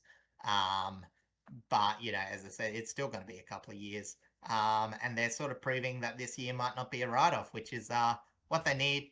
And as for Melbourne, they were just a bit wasteful. They've never, as I said a couple of weeks back, they weren't ever statistically impressive and all that sort of thing. And I think you just got to sort of take this game. As I said, it was a bit of a dip in ball years. They've got a lot of young players. I wouldn't be too, concerned. But, as I said, I think this one thing that is apparent, and they need full conversion from their midfield and their outside scoring sources to be running on full steam. In this game, Mychek did fairly well. Van Rooyen sort of dipped off. But, they don't have too many traditional forward lines to keep pumping up the score. Because, as I've said, the defense, their structure isn't quite there yet. But, as I said, if they don't make the most out of their scoring opportunities, they're just starting a bit on the back foot. Nothing too concerning. Again, we're talking about a young team rebounding. But, it's still there. It's why I never, bought into the hype of, Melbourne actually being premiership threats this year, and I don't think they will come the end of it. No. But, they could win a final. Especially if it's a pretend final, if they end up getting around that area. So and I definitely agree that I don't think they're a finals threat specifically. But again, they're definitely still this kind of team that can cause chaos and be a threat at least during the regular season to top 8 teams. And yeah, who knows, if they make wildcard round, they could potentially win that and then fall off afterwards. If that's what we're referring to as pretend final, which it basically is. Yeah. But yeah, no, this is huge for the Giants. And being able to keep your link-up players healthy and fit, whether that's your Clarys, whether that's your Harvey Thomases, whether that's, again, your Finn Callahan doing an exceptional amount of work and easily in all-Australian form. Keeping those players fit makes them, does a huge amount of work for that midfield structure. Kieran Briggs, having a pretty decent game. Yeah. For the first time in a while, it's good to see him back in some form. But yeah, the system does work. It's just about making sure, one, that it stays healthy, and two, that you're actually able to I guess find some cleanliness in your conversion rate. Because 19.5 is not a conversion scoreline you see very often from the Giants. Normally, it is a lot more unclean than that. Yeah, as I said, they can sometimes go and hack and slash if things aren't going their way. It's why I talk about their forward link up. Where a lot of the inside midfielders, and I'm not gonna put the blame on Clary and Callahan, but sometimes in pressure situations, it's what they're prone to do. Yeah, occasionally. But you can see the big difference when they're allowed to have a bit more time and focus, because as I said, Melbourne, they're not a very high pressure team. I don't exactly know what the tackle count was this game, but it didn't feel very high at the time. I'm just bringing up my stats again. It was 48 tackles by Melbourne and 55 by GWS, which is about just under standard. So again, pretty loose game, which probably favoured GWS at this in this particular. Yeah, it's like an average of at least for the Giants, it's 11.2 tackles per quarter, which isn't a huge amount, but it also shows that there was somewhat bruise free in terms of real pressure applied both ways.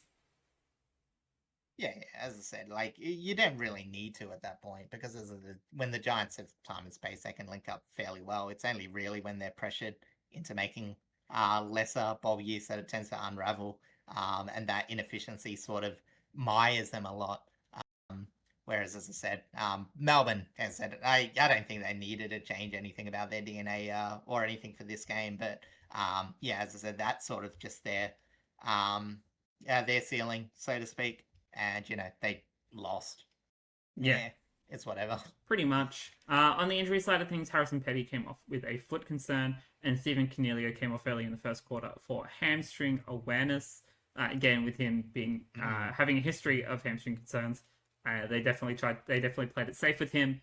So hopefully he will be good to go in 2 weeks' time because they also have the bye this week.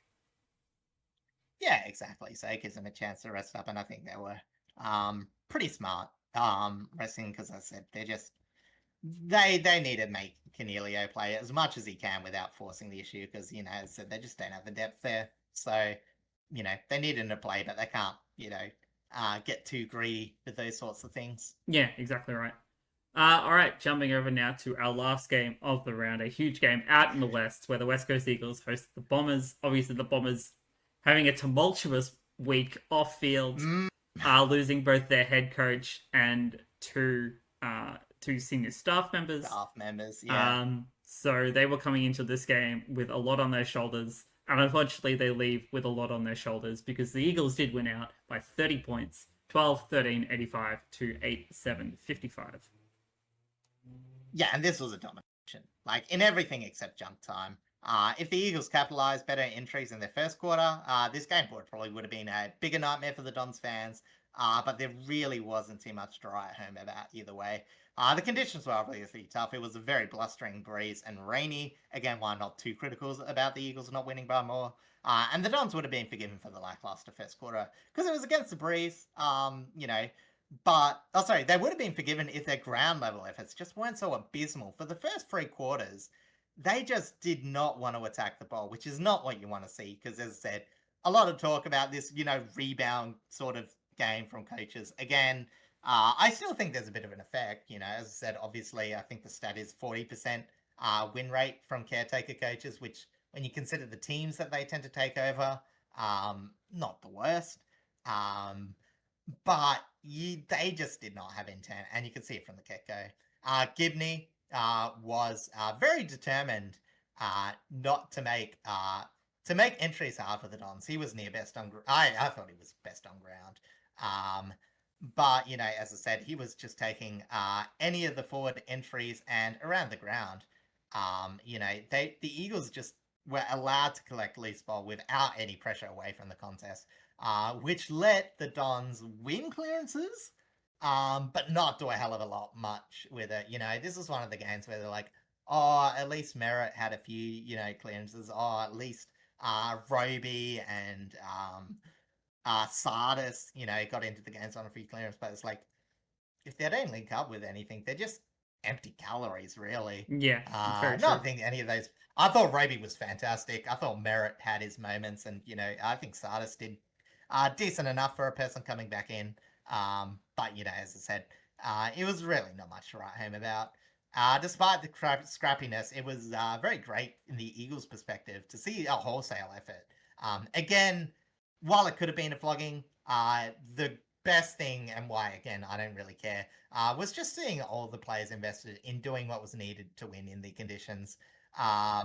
And, they had a few players step up in class. Milan Murdoch, absolutely fantastic. And Dersma did some really great things. Oh. Harley Reid early, too, did some pretty magical things. Before you move on, I just want to highlight the fact that this officially makes Willem Dersma the best Dersma out of the Dersma brothers because he's now beaten both of them. Out of the Dersma brothers. Okay. Yeah, I wasn't going to consider Yasmin because that's a whole entire different league. Whole entire. Probably Yasmin has the best winning record. I would say she has the best winning record. None of them are particularly that high, which is a bit of a shame. But oh well, they're all very talented.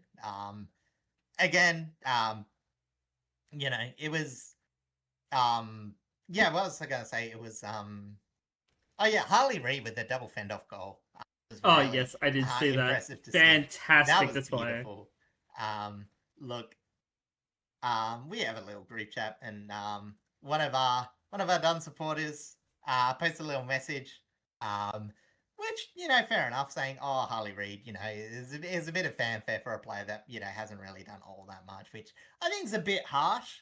I think he's actually done fairly well for his age and the team that he's in. He definitely has had to kind of mature quite quickly, because it's such a young midfield. I think Harley Reid, I don't know, I'm not going to blame this loss on our good friend, but I think he's also the person who his little radar ear comes up and is like, online criticism. Where? I gotta really perk up this week. You know, it's not a play I would want to spark up. But yeah. Look, as I said, for positives again, despite the lack of sting, it was good to see Roby jump in the middle, get 9 clearances, and Caddy was still heart and soul for this team. Absolutely. The fact that he was able to make any entry have a bit of threat by his presence was really good. However, the efforts from some of the leaders at times were awful. Parish went from award-winning last week to absolutely abysmal this week. Jake Gresham absolutely blazed chances, and he's not making the most of his entry back into the team due to injury.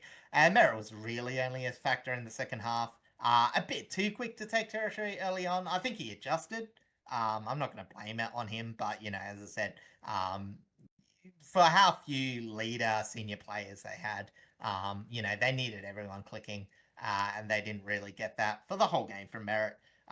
Langford and Mackay were very decent at filling holes, but it was far cry from what they sort of wanted to do in the match. Mackay had to play as a forward ruck option, still kicked a goal, but was just okay. You know, he just did what he needed to against newly informed ruckman. Bit of a quiet game from his last two, but still very solid. Bailey J. Williams. Yes. As I said, yeah. Unfortunately, the other one, Nick Bryan, he was fairly, he was pretty much a non-factor. He still needs a bit of work to get him back fit and firing. And yeah, as I said, the backline was absolutely atrocious. Stands from Zach Reed. This was just a pretty bad game. Like this, for Don's fans, I hope that this is the lowest point of their season. Because whilst it was only a 30-point loss, I think it was the way they went about things, the whole scope of the week leading up to it and all the talk, and just to come up with just pretty much a goose egg for 3/4 of the match. But yeah, as I said, it is what it is though. This was the least experienced team getting touched up by the second least experienced team that at least has had a bit of time to gel and bolster their strengths, where Essendon just haven't had that this season. You know, as I said, and yeah, as I said, I don't want to talk too much about Scott again because, you know, we talked about it enough when he was fired. But, yes. You know, I think this is exactly what we're talking about is like, what did you sort of expect doing it at this time of the season? Like, as I said, they didn't have any players to change things up or do anything overly that differently. You know, as I said, it was against the Eagles, sure, but, you know, it's still an away game. Mm-hmm. It's fairly tough conditions. You know, honestly, they could have waited till the bye. You know what I mean? Yeah, like there's like you're not at going to least see. then they would have had a week to restructure. My assumption is that like they would have seen what happened with Carlton and be like, oh yeah, that's totally going to happen to us if we just drop him now. Yeah, but that's not the case. You have different players who, for the most part, aren't as talented as some of Carlton's players in there. 2, you're a very young side. 3, you're a very injured side. And 4, like now was not the best time to even make this sort of decision in the first place. As I said, whether Scott was a good coach or not, I think he was doing pretty solid. I thought he was fine in terms of shaping a rebuild. You know, players knew what they were doing, but you know, as I said, they've got a weird sort of gap. But like again, Essendon by round 15, you get players back. You still have what is it? 16 to 24 would be like a good 8 games to, you know, play all your kids. You know, find out what you need to find out. You know, and as I said, even if it goes downhill, like 0 and 8, you know, as I say, it's bad, but you know, it's like, oh well, we're probably not going to persist with the caretaker coach. We need to reassess and whatever. You know, but yeah, to do it now is just jump the gun for no reason, and you know, I think it's fairly apparent. And you know, I'm not going to talk about how if this is all leading up for her to come back. You know, I will be so sorry for Don's fans. Yeah, they don't. Well, the same Don's fans. Some of them are drinking the bathwater and want her to come back. I, in fact, had a conversation with my brother, who wants her back. But my brother doesn't know that much about football. That's fair enough. He's just kind of going with the flow. So, yeah, as I said, he's very much a light watcher, and he likes a good contrarian opinion, or a bad contrarian opinion. All right. Yeah, it's kind of just an is what it is sort of situation, and this game does come off a little bit worse for wear going into this week, as they will be without Archer May, who went out with a shoulder injury early in the game. So they will be missing him for probably the next couple of weeks. But hopefully not. It's not a long-term injury, because he has done some pretty solid work so far this season. Again, for the Eagles, 4 wins. And they lost a game against Richmond, it was disappointing, it's whatever. But then, you get the unexpected one against GWS, and you're able to win a game that you probably should be winning against Essendon. And, as I said, they're gone from, again, okay, the ledger's reset, you had a few disappointing weeks in a row. We want a bit more from you. And they've responded again, which is good. And, it's not going to be consistent. Although they might get back-to-back wins if they get another win against Port Adelaide, which they've already done this year. Even get home ground advantage this time. But, we'll wait and see what happens there. But, as I said, they're back on track. They're... Again, at this point, it's about minimizing the blowouts and staying competitive. Pretty much for them. Again, they're still very much in their rebuild. But they found part of a system that works for them. They're starting to see some results out of that. They're getting the most out of what their midfield currently has to offer, especially. And whilst their defensive line is still probably their weakest part, there's some steady improvement coming off of Ginbey, coming off of Edwards. Tyler Young took another step forward in this back line. There are very much a lot of positives to see. They'll have Starcevic back, who was always a little bit of hit or miss as to whether it was going to work out as a pickup, even though we know he's a very talented player, just purely because of his history with concussion. But hopefully once he comes back in, that backline will settle a lot more, and they'll actually provide a lot more of a threat to some of these middle of the pack teams. Yeah, exactly. And as I said, it's one of those things. It's like, as I said, they're still going to be struggling a bit, especially with depth, because again, considering how many of their injuries are season long, they'll be a bit mixed bag. As I said, it's not that surprising that Eagles were only just older than Essendon, despite how bad Essendon's list is by comparison. Yeah, but as I said, it's a concern.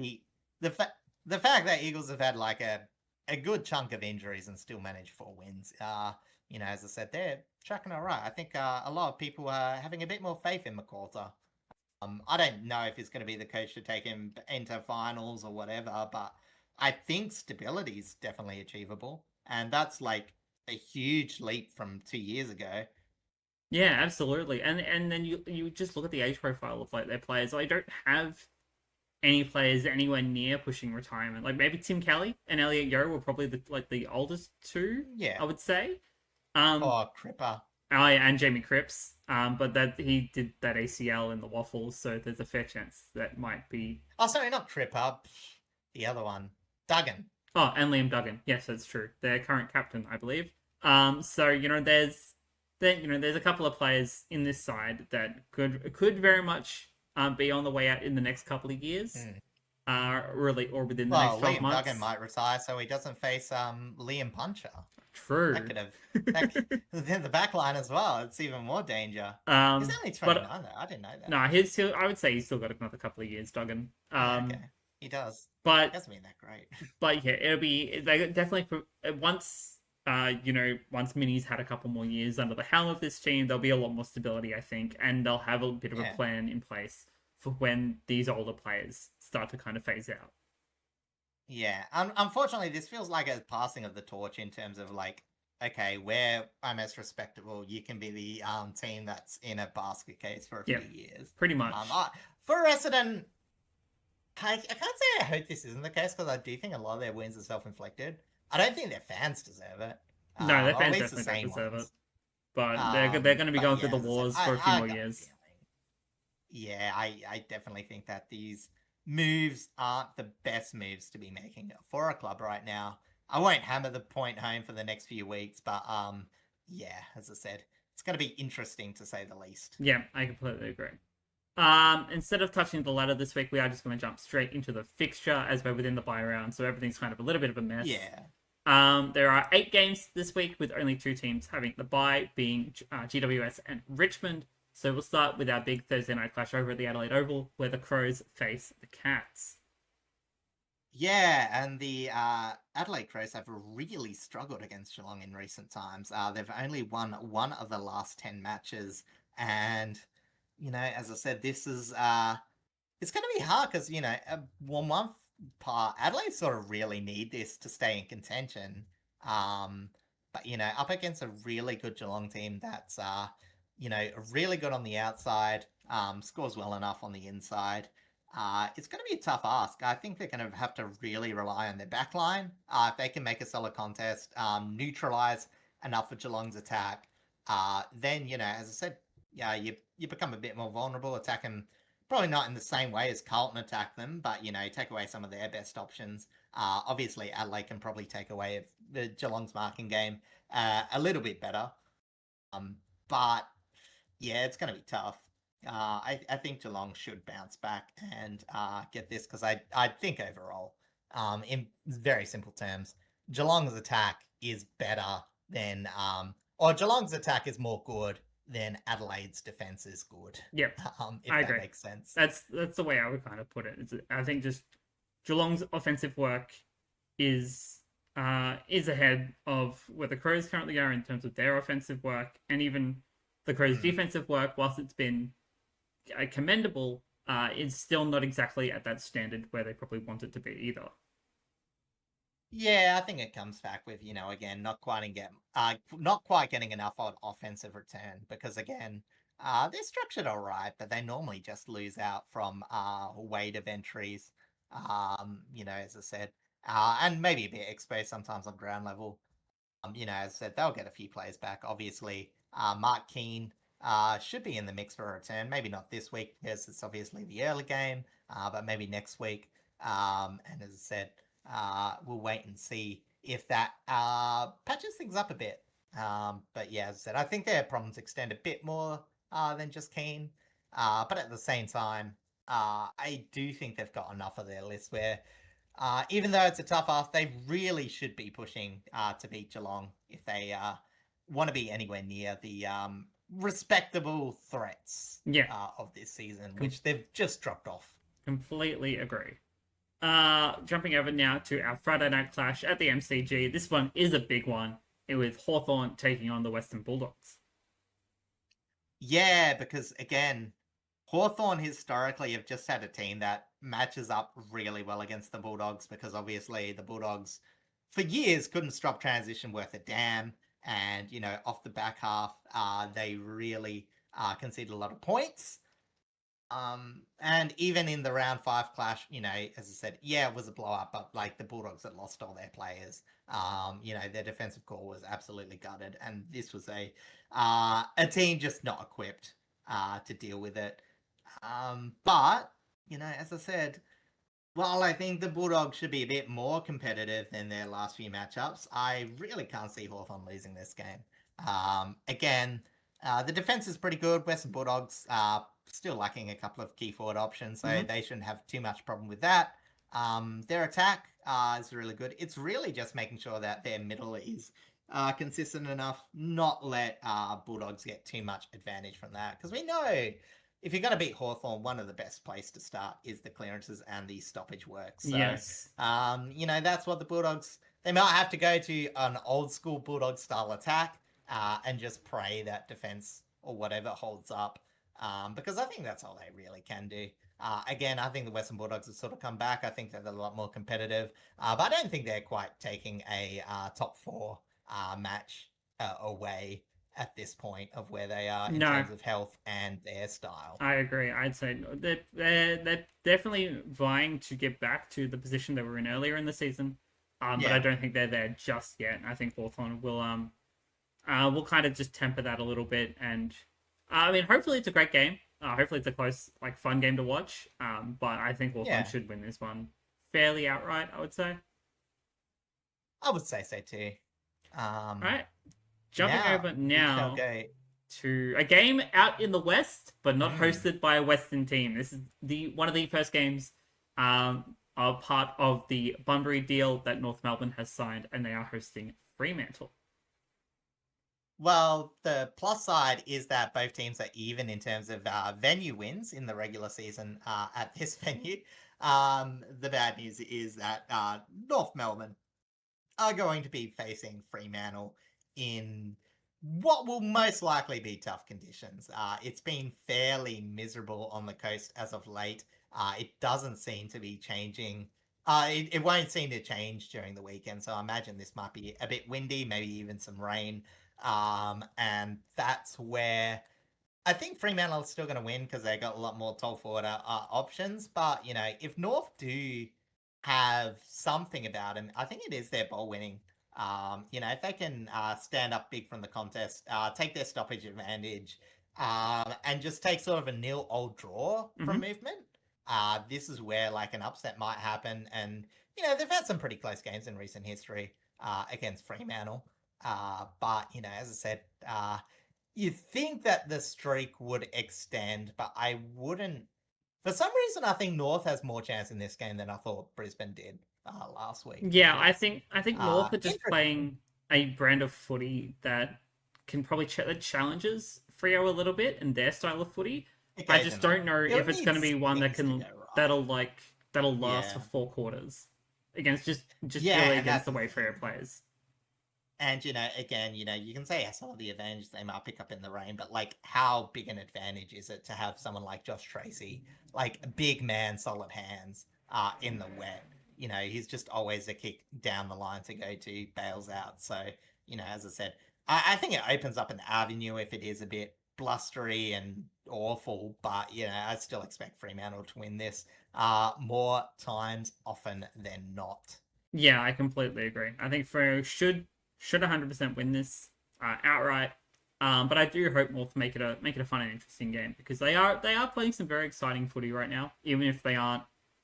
I guess. Well, they got a bit of hope. Even though you know they're still very much in their rebuilding. They're still North. Yeah. They're paper structured, but you know. The changes that they made have made some pretty exciting games so far. Yeah, as I said, they're not tracking too badly, but again, I don't think it's beat Fremantle. They're about where they should be in terms of their rebuild, which is perfectly fine. Pretty much. Oh, ladder position, yeah. All right, now we go down. Yeah. Actually, I said we go down. We go across to Queensland, where it is the Q Clash time. This one on the Gold Coast, with the Suns hosting the Brisbane Lions. If you circle all across the globe, it's down. Just loops back up again. Technically true, but it's a very long journey to circle around. It is a long journey. Anyway, both teams need to win this, and this is very apparent. Technically, Gold Coast should be favourites. Like, even though there are some flaws, like Brisbane's clearance work in the season has been a lot better. But what's concerning is like their last 5 games where they've just been pretty bad, and Gold Coast have proven. Well, they're not good outside teams, like their post-clearance work is probably a step up from where Brisbane are probably a lot more able to win the ball. But, you know, as I said, they still got to keep themselves accountable because they can be attacked through the stoppage. And if Brisbane were to come back, you would expect that that's that area. Whereas, as I said, Gold Coast have got to take advantage of Brisbane's pretty miserable defence at the moment. You know, and whilst the Gold Coast defence hasn't been good, it is far better than their Queensland counterparts at this moment and throughout the whole season, even when Brisbane were firing a bit more. So, in terms of who wins, I think this might be a coin flip. I think theoretically there should be a lot of pressure. Obviously, Gold Coast want a bit of revenge from that semi-finals thrashing to prove that they've advanced a bit. But, you know, as I said, I might tip Gold Coast. I might wait till the teams are out. But yeah, I think these are two flawed teams wanting to prove something. Yeah, I completely agree. Again, we've seen Brisbane be absolutely abysmal in a lot of their plays so far this year. The Gold Coast have had their own similar issues, but I think in terms of what, plus the Suns coming off of, are they coming off? They're coming off of a bye this week, so they Coming up they a have had a bye. little bit of a rest. Rethink some of their structure. Even if it's only minor changes, it'd be like their rotations in the Yeah. midfield, I would assume mostly. Um, but I think the Suns can come into this game a lot better prepared. And I don't think Brisbane are just kind of offering too much in terms of, I guess, fight back against the Suns. I mean, I know history tells us that Lions should normally win out in this sort of contest. Yeah. But I think the Suns are just coming into this game a lot better prepared, a lot fitter, and just a lot better structured. Yeah, because I don't think they'll like Brisbane will be as bad as last week, but like again, just through like the last month, like okay, so more suited, but again, it's just when Brisbane come back and they have avenues in this game. I think this is very 50-50.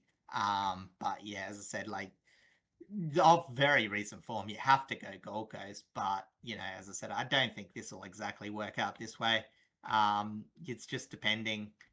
Yeah, as I said, I think it's a game where you just got to watch it. There's a lot of variability. But theoretically, Gold Coast have been a lot more well-rounded than Brisbane have this year. Yeah, If you're going to tip on logic, it's technically Gold Coast. Yeah, I completely agree. I think it's very much leaning towards the Suns for this whole game. So I would very much tip them in this scenario. An interesting game is the one coming up next. Heading over back to Optus Stadium, where the West Coast Eagles will face Port Adelaide. The fun thing about this is that the West Coast Eagles, with the win against the Bombers, have jumped Port Adelaide on the ladder. So now they're sitting in 15th, with Port sitting in 16th. So once again, we're basically back to another spoon bowl sort of situation. But with this one, with a little bit more entertaining, I think. I don't know. Like I said, I think Port Adelaide, their percentage, sort of indicates that they're a bit better than Rafferty's, but geez, their offense is poor. That's the biggest thing. It's like, yeah, Port Adelaide's got a lot better defense, and yeah, their structures are good. And they did thrash the Eagles early, in the early part of that loss against them. I think they'll learn from that. I think their ball use needs to be a bit better, and I think they'll know that if they can limit turnovers in dangerous areas, I think they've got way more system to beat out West Coast. But however, West Coast, they're plucky. As I said, and I think one of the things too is they should have ability to get hand on ball, which is always a bit of a concern for the Eagles. And when they can do that, they get a bit more forward entries and, they get a bit of a chance. But like theoretically, Port's defense should just win it from them. Again, a lot of that the earlier game was off turnover. And I think Port has improved in like limiting turnover opportunities. I think that's like the biggest difference from where they were earlier in the year compared to now. But yeah, as I said, I would be foolish to say that West Coast aren't able to win this, especially since they've already won this year. Yeah, I would very much say that this should be a convincing win from the Eagles. Obviously, Port are coming off of a bye, so they should have Eagles convincing. Yeah, I am actually. Obviously, Port are coming off of a bye, so they should have. Yeah, they should come into this game a bit fitter and a bit more prepared, similar to the Suns up against the Lions. However, I think the Eagles have just shown a lot more promise so far this season compared to Port. Obviously, the Eagles still have their own issues. We've just talked about that against the Bombers, but I'm very impressed just in terms of like how I guess consistent their midfield core has been, and I think that'll be the primary method of winning against Port Adelaide. Yeah, I think theoretically, or maybe you can't make bounce to bounce, but you can double. I think you can double do the Bunbury Optus game if you were crazy. Oh yeah, 100%. Like there's you would say game starts 2:15. You won't be able. 2:15 my time, 12:15 your time. but Um, um, I don't know what the public in fact, transport I can't. situation is like in this case. You're the local. Oh, like there's a train that goes specifically to Bunbury. Um, but as I said, and it takes 2 hours and 41 minutes. Oh yeah, So that's doable.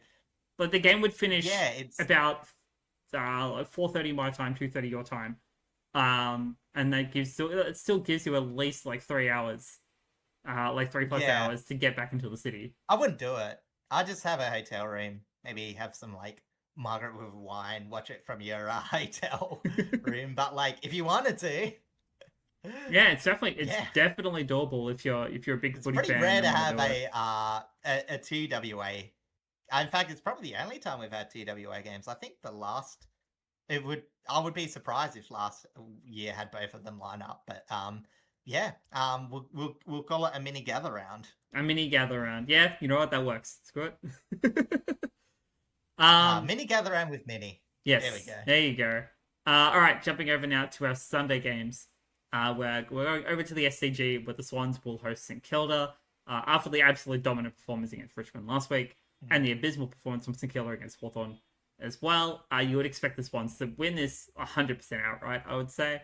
Like, there should be no convincing matter, like, regardless of which way you look at it, where St Kilda can really win in this Oh, one. absolutely. Like, we're talking about a team where their best quality is probably some of their back half transition, and yet their numbers still pale in comparison compared to the Swans. So, as I said, maybe St Kilda are still like one of those teams that's still like okay at preventing scores from stoppage, which might help against St Kilda. But I mean, in fact, they've actually had a pretty good record against them recently.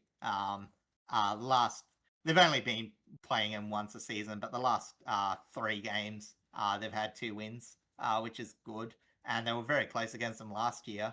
But at the same time, realistically, yeah, you just expect Sydney to win. Oh, that's right.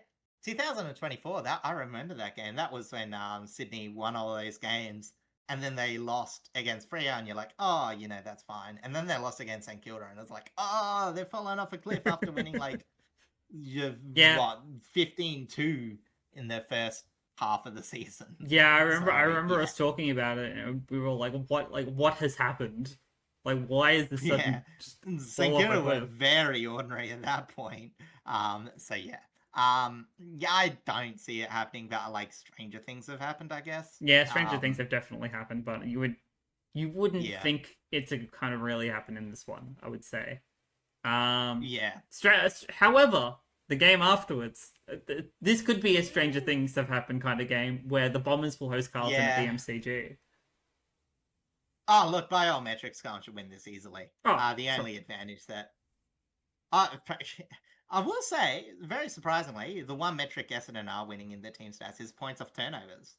It's the only metric, but they do average 42 points to Carlton's fairly abysmal 37. okay. Which you sort of forget how bad they were at the start of the year from capitalizing off True, turnovers. true.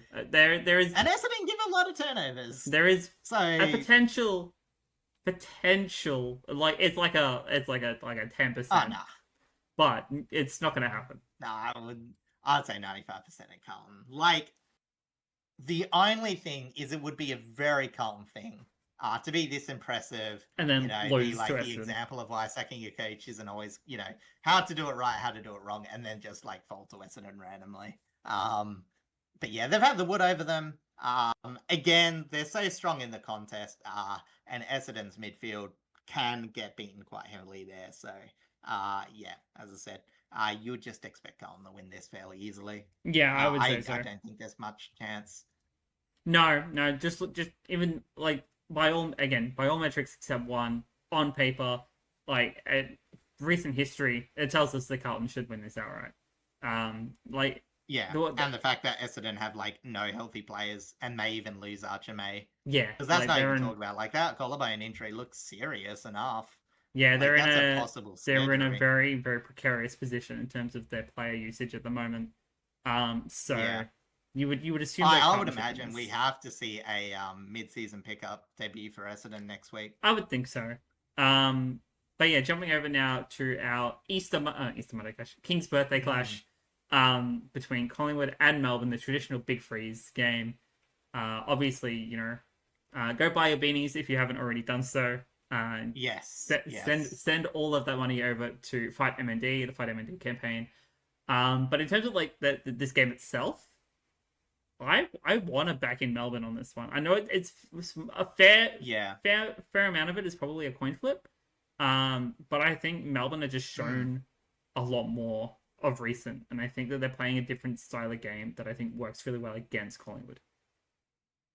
Yeah, well, the interesting thing is they sort of almost cancel each other out. Like Collingwood have been so relatively decent defensively, but have had pretty average offense. Like they need opposition turnovers to score. Whereas Melbourne, now they're exactly the opposite. They'll like score, but they are struggling to limit the opponent's movements. Technically, it's the same with both teams, but Melbourne obviously is a bit more of a defining feat for them, which comes into a coin flip. And we've had a treat these last few. Last year was very, very good. You had the 82-76, you had 72-71, both classics. But otherwise, Collingwood's had the wood over this. 8 of the last 10 matches, even when Melbourne were dominating, Collingwood always had the wood over them. So history says that Collingwood's in with the fair chance. Matchup says that Collingwood's in with the fair chance. But I also think that there's not much difference between them. So you just tip who you want. I'll probably just tip Melbourne because I want them to win. I'm tipping Melbourne because I want them to win. But yeah, I do think even though like Collingwood have reasonable flaws, I actually think that these teams match up fairly evenly. And yeah, as I said, unless one team like really gets their game plan going, I think both just have enough opportunities to get enough of their game plan going. And as I said, both teams probably can't stop the other team's strengths. So it should be a game where both teams have games on their terms, and hopefully it'll just be a classic. As I said, I think the AFL world deserves football's just football, but it would be so fitting, and I think we all want this just to be a classic barn burner and a very enjoyable day for not only those who attend, but for those who get around and support the cause. Yeah, absolutely. Regardless of who wins or who loses, the only real winner that we want out of this game is charity. So obviously, please go donate as much as you can if you can. If you have that kind of money to be able to do so, or at least just buy a beanie or buy a digital beanie, or contribute in some way, because donating to charity is always a wonderful thing, especially to causes that desperately need it. And then obviously with the Giants and Richmond, they have their buy rounds this week. Yeah, I hate to say it, like I've only ever bought a digital beanie. I just never wear beanies, so I should buy one for collection. I'm not a huge beanie person. The only time I wear one at the moment is like during winter, just like to and from work because it's cold. But like I'm not really someone who like actively wears it like around the house or going out and about or whatever. Yeah, because I think when they like sold them off to Bunnings, I was like, it seems like I know it's still all going to them, but I just the way my mind works is like I'd rather just donate. Like I'm not that fussed about the beanie, and it seems like merchandising at this point still good. Like you know what I mean. But I've never liked that side of charity. But obviously, when it's such a good cause, you still want to donate when you can. You never let perfection be the enemy of good.